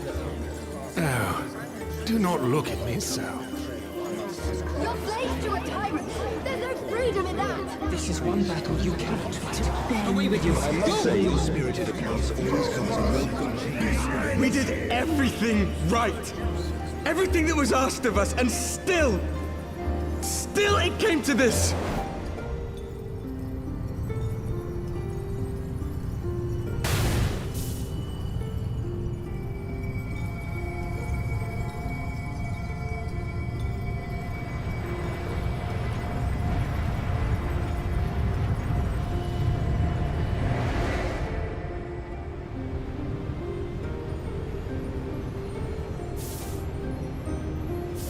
Your time has not yet come.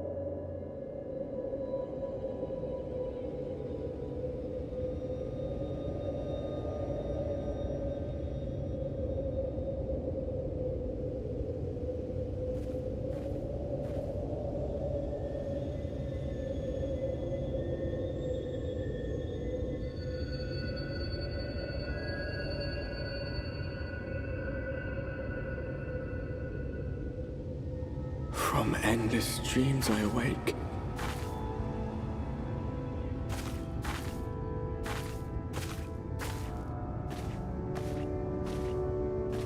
Something vague, yet urgent, calls me to action once more.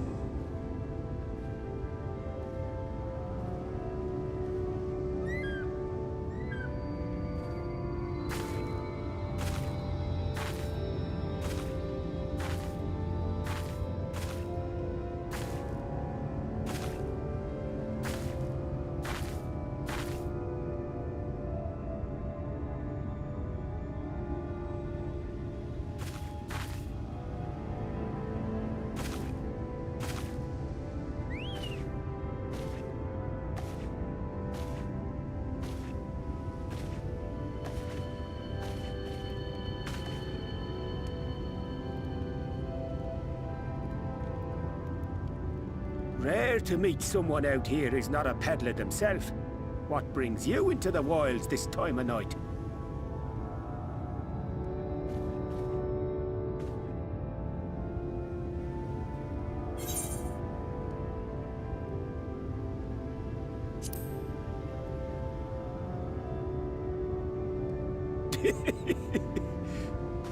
Well, if it ain't the oldest joke in the book.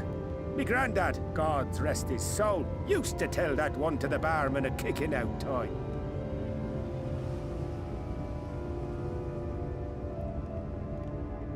And when, pray tell, did we last have a dark night? You rotten old drunk, you, he'd reply.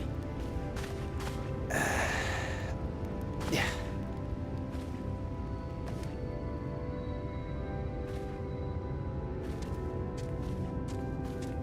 Over 100 bleeding years ago, that's when.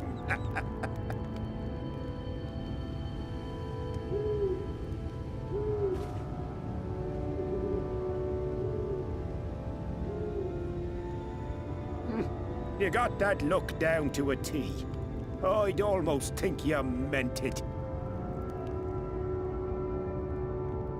Ah, got to you, did they? Poor beggar. That explains it then.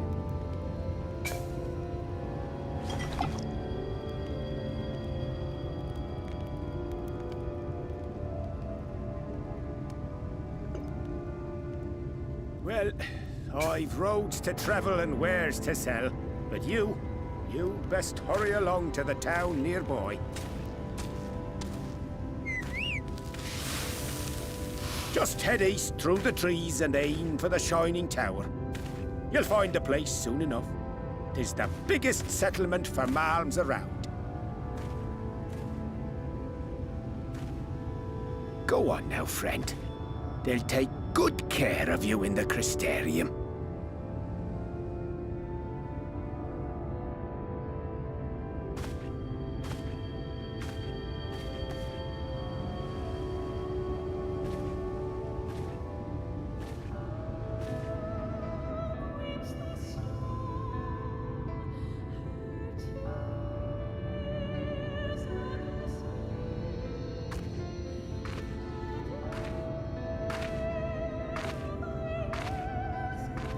Dizzying heights it rises, the gleaming spire.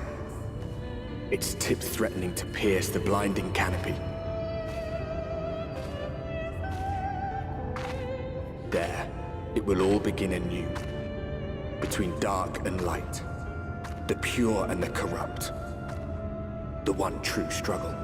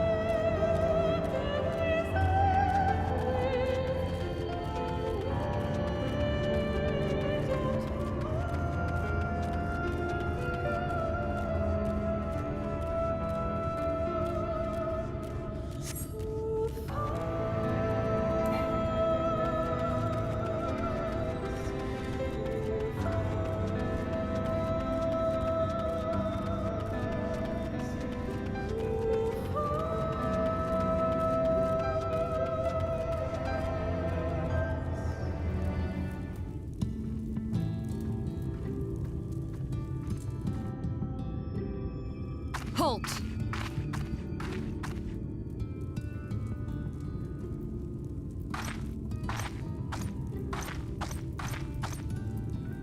Every face in this city I know. Yours, I do not. This is the threshold of the Crystarium, stranger, and I am its gatekeeper. If you would enter, you will answer my questions.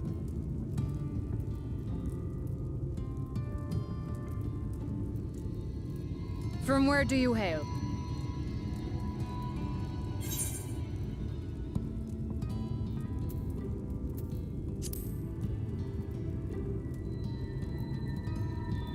Do you take me for a fool? No such place exists. Had you given me an honest answer, I would not have barred your way. We care little here for a person's place of origin. But instead, you chose concealment. And I will not suffer you to pass.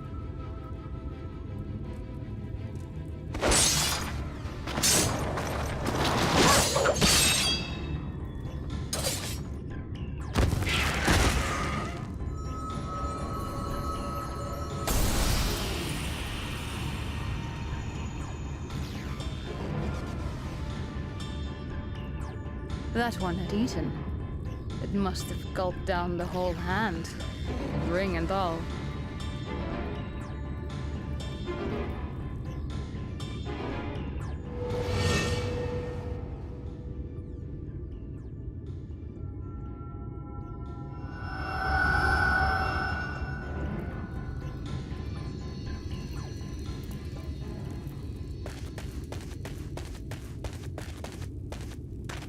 Everything all right, Captain?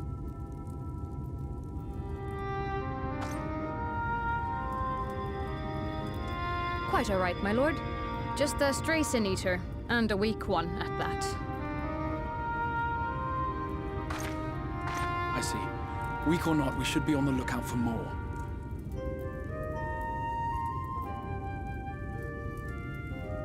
But I see you've met my guest. I will escort her to the Crystarium myself, if you've no objections. Another of your mysterious friends, is it? I should have known. Very well. I'll inform the others your guest is to be given the run of the city.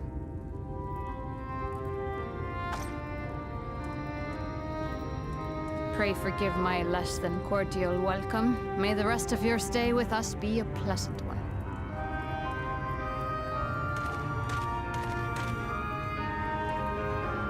Come with me.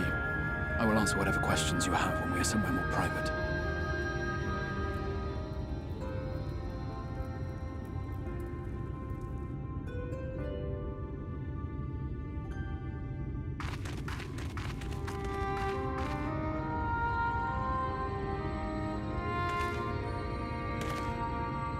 Right then, before we plunge into the wheres and wherefores, let me first thank you for answering my summons.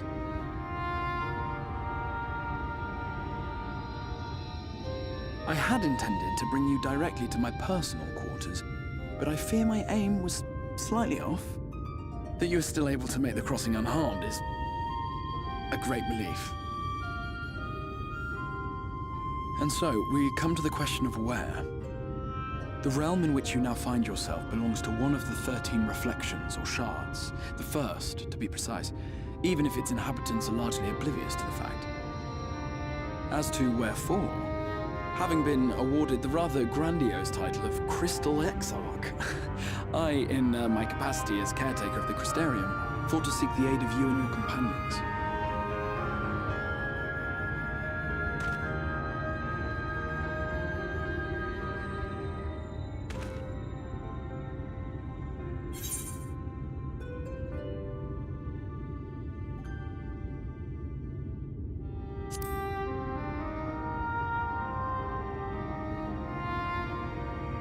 That is a question with no simple answer. But all shall be explained in due course, I promise you. Let us begin with the glaring skies up above.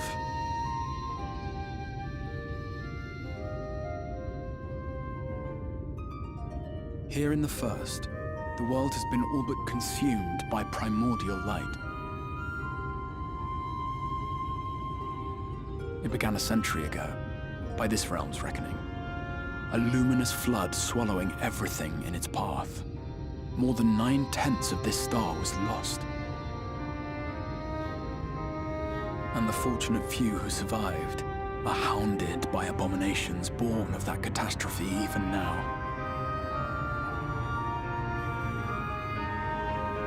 Sin Eaters, we call them. The creature you saw earlier was one such monstrosity.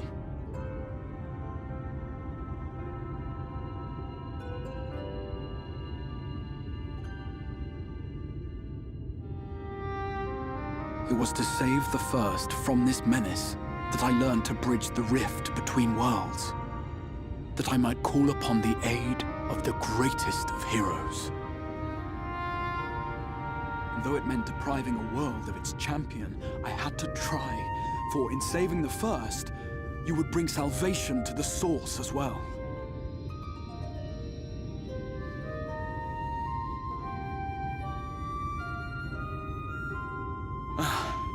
But what manner of host harangues his guests in the middle of the road?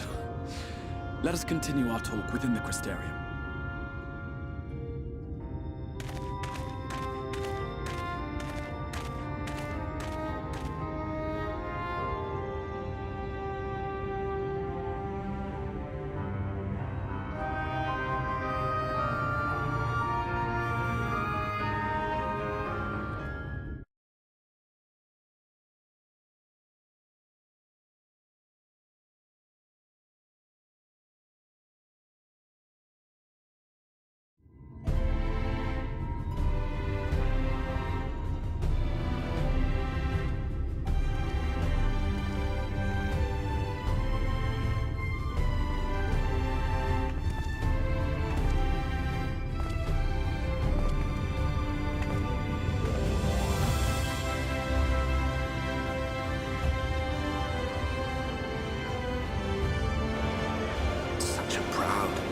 City. The sole sanctuary for the living in a world all but resigned to oblivion. Each stone was laid with hope. The town itself a symbol, a monument to defiance in the face of death.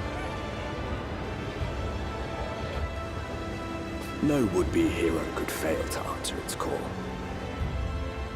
For who among us does not yearn for salvation?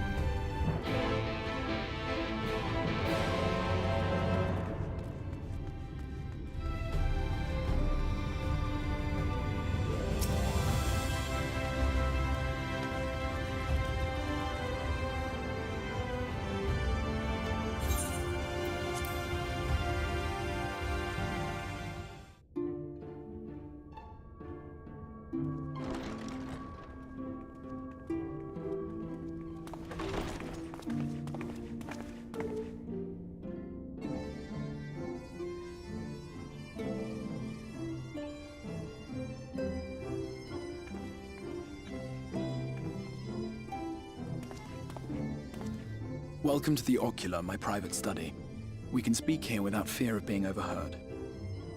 I have much to explain, but the truths which I must touch upon in doing so would cause only distress and confusion to the people of this world. Pray keep that in mind. Now, I am sure you are desperate to know the fate of your fellow Scions. To put it simply, they are here in the First. Their arrival, however, was not as recent as you may imagine. Here, time flows at a different pace from that of the Source. In the space of a single hour in your home world, an entire year might pass in the First, and the reverse could also be true. The pace fluctuates without rhyme or reason, and it cannot be predicted. That said, we seem to be entering a period of near equivalence, and thus, for the moment, you need not overly concern yourself with the passage of time. As for your companions, however, Y'shtola and Urianger have dwelled here for 3 winters, all told, while Thancred's count stands at 5. Even our more recent arrivals, Alphinaud and Alizé, have lived in the First for almost a year.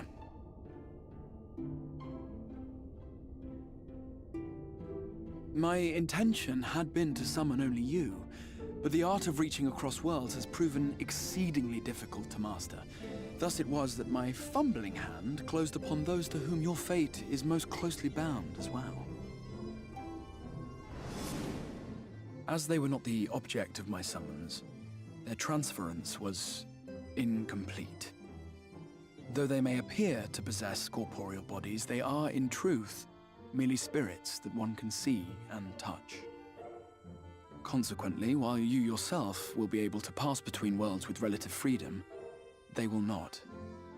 Much as it grieves me, they are stranded here, unable to return.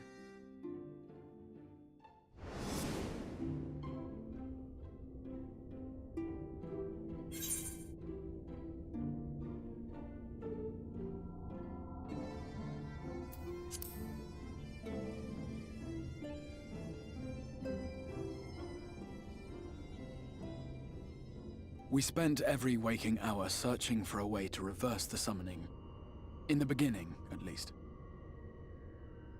As you may have surmised, however, our efforts met with little success. And then we all but abandoned the endeavor once Urianger shared with us the vision he had witnessed during his journey through the rift. In that chaotic no-man's land between realms, time and space warp and blend in unexpected ways. What Urianger saw was the future. That which would one day come to pass. In his vision of tomorrow, the First was rejoined with the Source. This collision of worlds brought about the 8th umbral calamity and the deaths of countless multitudes. Amongst those who perished, Urianger clearly saw the fall of the Scion's mightiest champion. He watched you die.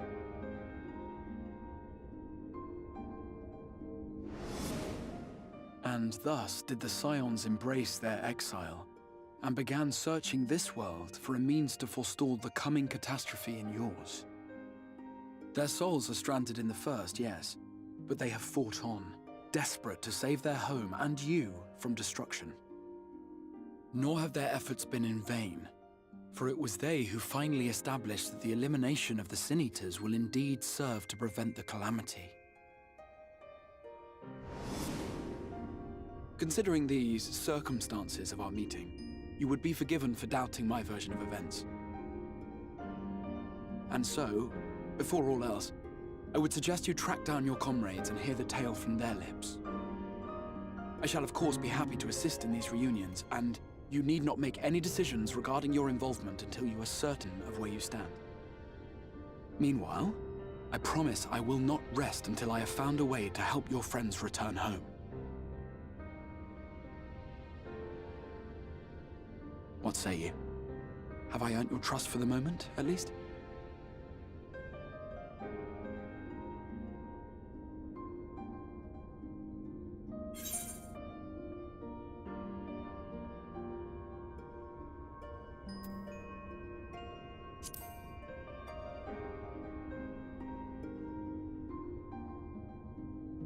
Excellent.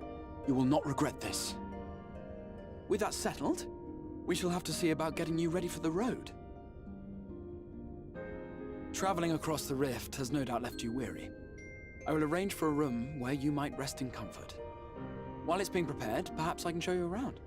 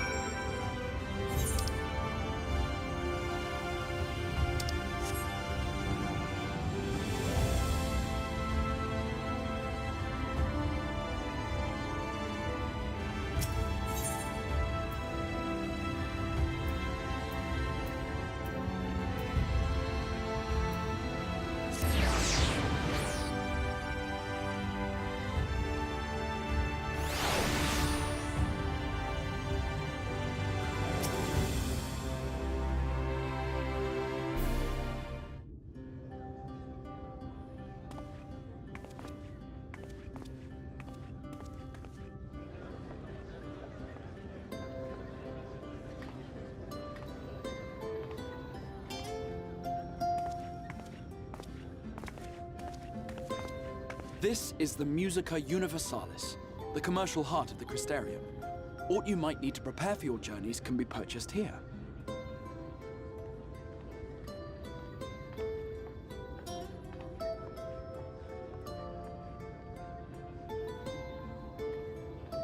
Ah, yes. You must be curious about the currency. Fear not. The gil you carry will serve you well enough. Each nation once minted its own coins, but 'twas all a jumbled mess following the flood. After much debate, the local merchants eventually elected to revert to the old ways, wherein a coin's value was decided by the worth of its metal. As for a unit of measurement, we agreed upon the term gil, a word borrowed from coins uncovered within the Crystal Tower here. And as our traders peddled their wares across the land, so too did our usage of gil become common practice. From what your stola tells me, a standard coin from the source equates to exactly 1 gil here, or near enough not to matter. Our way of life has benefited greatly from the artifacts we recovered from the tower, some of which may be familiar to you.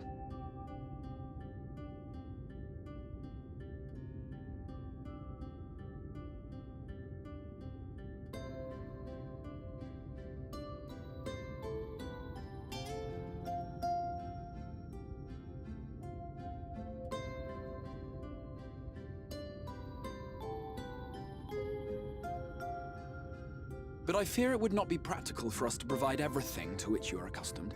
You shall need a means to access the commodities of your homeworld.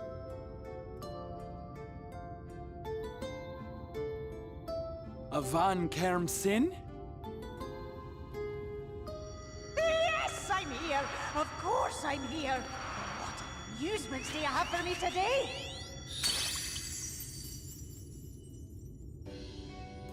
My dear Feo Ul, paragon of pixie kind. For you, I have the most vital task. This fine lady is a friend from a distant realm. And we have need of a means to ferry things back and forth from her home. Might you be able to assist us in this matter?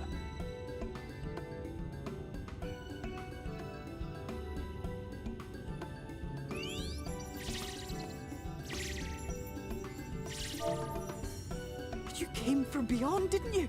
From beyond the rift? How wonderfully exciting! What a brave and reckless and marvelous thing you did! You've the heart of a pixie, you do. After careful consideration, I have decided to grant you my assistance.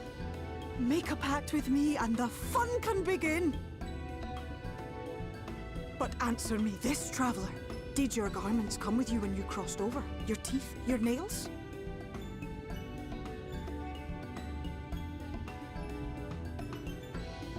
Just as I thought! Then you've a good stout connection with your home through which all your belongings, great and small, may easily pass. From this moment forth I will be your Isne Fis, and you my Sne Yak. Like the branch which sprouts from the sapling, our bond will flow unbroken from one to the other. Raise your hand.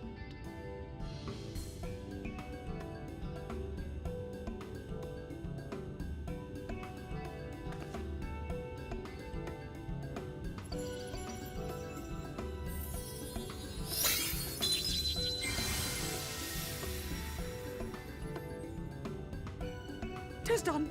We are bound now, dearest sapling. Come then. Make your request. Tell me your desire. I wish to visit this world of yours.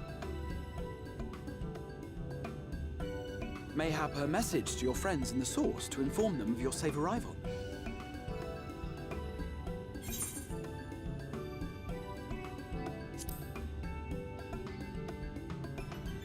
Consider it done.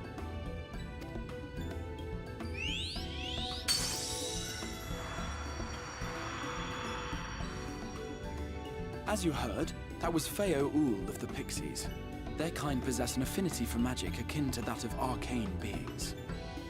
They rarely show themselves in populated areas, but Feo is insatiably curious even by Pixie standards, and seems to have taken a liking to the Crystarium. Right, we were going to organize a room for you, weren't we? Come along.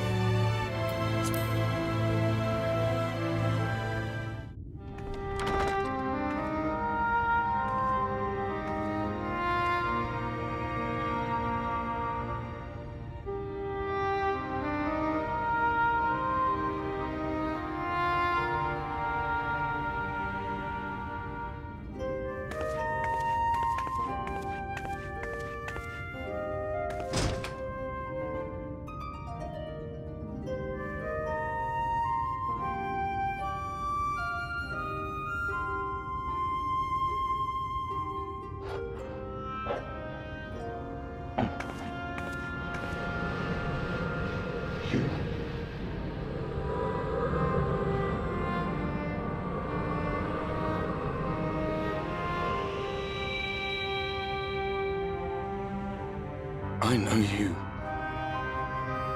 You're the warrior of light from the source.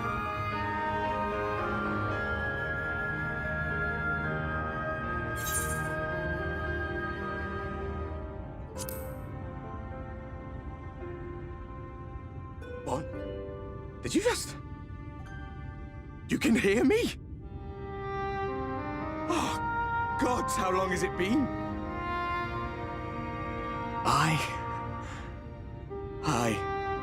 That was what I called myself in your world. The Warrior of Darkness. My real name is Ardbert. I used an alias in the source, a daft one, looking back. If you recall my tale, it was my comrades and I who caused the flood.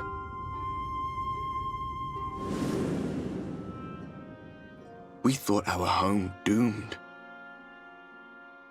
And so we listened to the Ascians. Let them guide us to the source and try to hasten their goddamned ardor.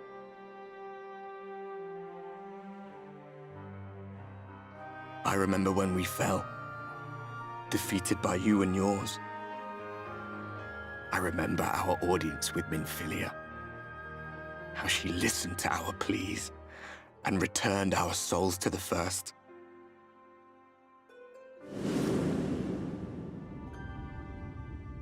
The flood was poised to swallow Norvrand. Minfilia and my friends, they surrendered what little they had left to hold it back. Just faded away, leaving me to bear witness.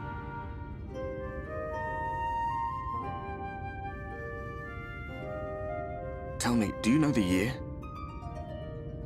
How much time has passed since we caused the flood?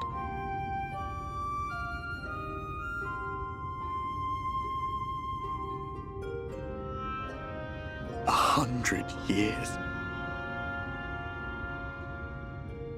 100 long years.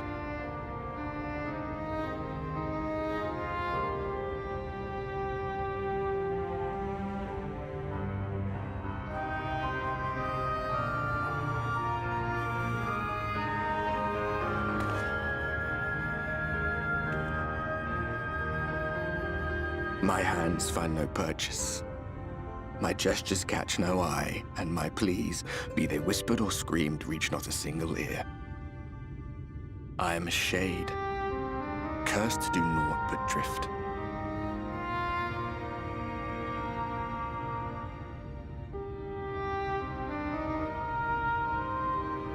I feel as if I've been walking forever. I hardly noticed when my mind and body began to fray at the edges. Then bang! My senses were sharp again. I felt like a fish being reeled in, and before I knew it, I found myself in this room. Why is it that you can see me? What are you even doing here, come to that?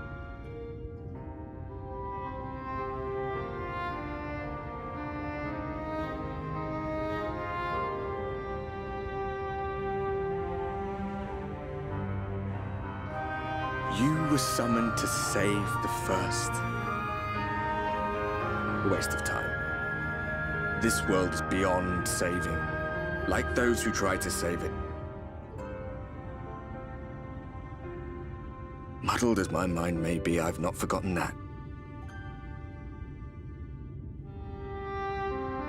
But if fate has brought me to you, the one person in this God's forsaken world who can see and hear me, then perhaps there is a reason I endured. If I can find out why I was left behind, then maybe I can bring this journey of mine to an end.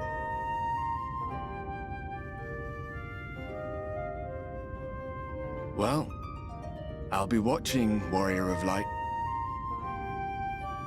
But do me a favor. Be careful out there. This world has had its fill of heroes.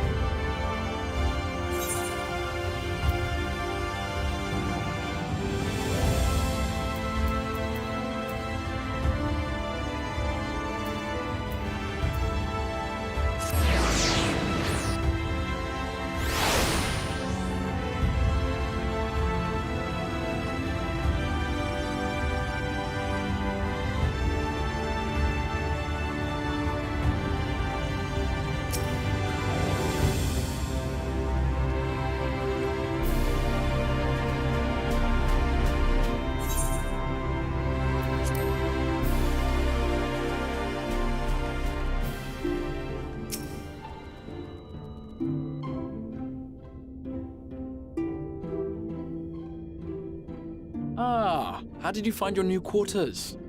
I trust you were able to rest?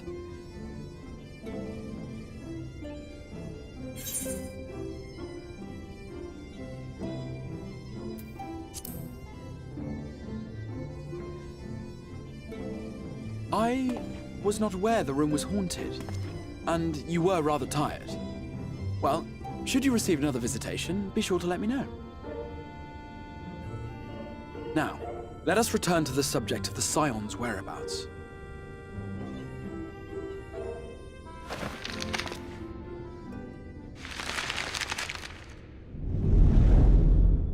This map shows the lands of Norvrand, the only area to be spared the Flood of Light.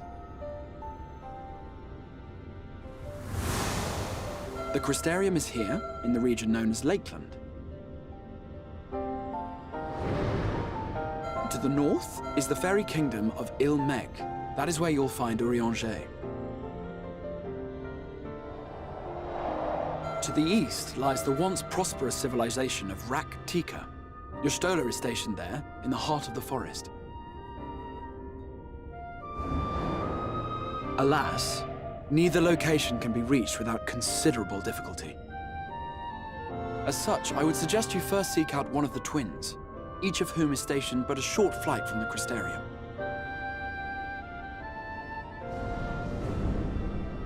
Alphino is on Calusia, an island off the western shore.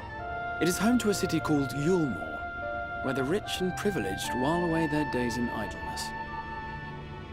For his part in furthering our cause, Alphino journeyed there to meet with the citizenry and forge alliances. From what I hear, he has since kept himself busy gathering information around the main settlement. Alize, meanwhile, traveled south to the arid wastes of Armareng. They lie upon the very edge of the inhabitable world, where the Flood of Light was halted. Those who dwell there live in constant fear of attack by the Sin Eaters. In contrast to her brother, Alize felt that her energies would better be spent learning about the enemy, and thus she sells her services as a guard, both to hone her skills and gather information on our foe.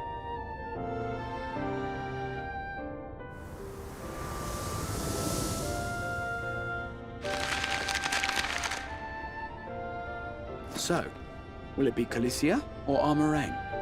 It matters not which you choose to visit first. Simply inform me once you have made your decision, and I will see to it that you are provided with a suitable mount.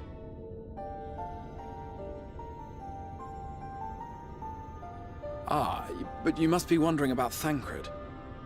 He has taken up with a new companion, and is presently engaged as a wandering hunter of Sin Eaters. Being ever on the move, his whereabouts are often difficult to ascertain, but I am certain your paths will cross ere long.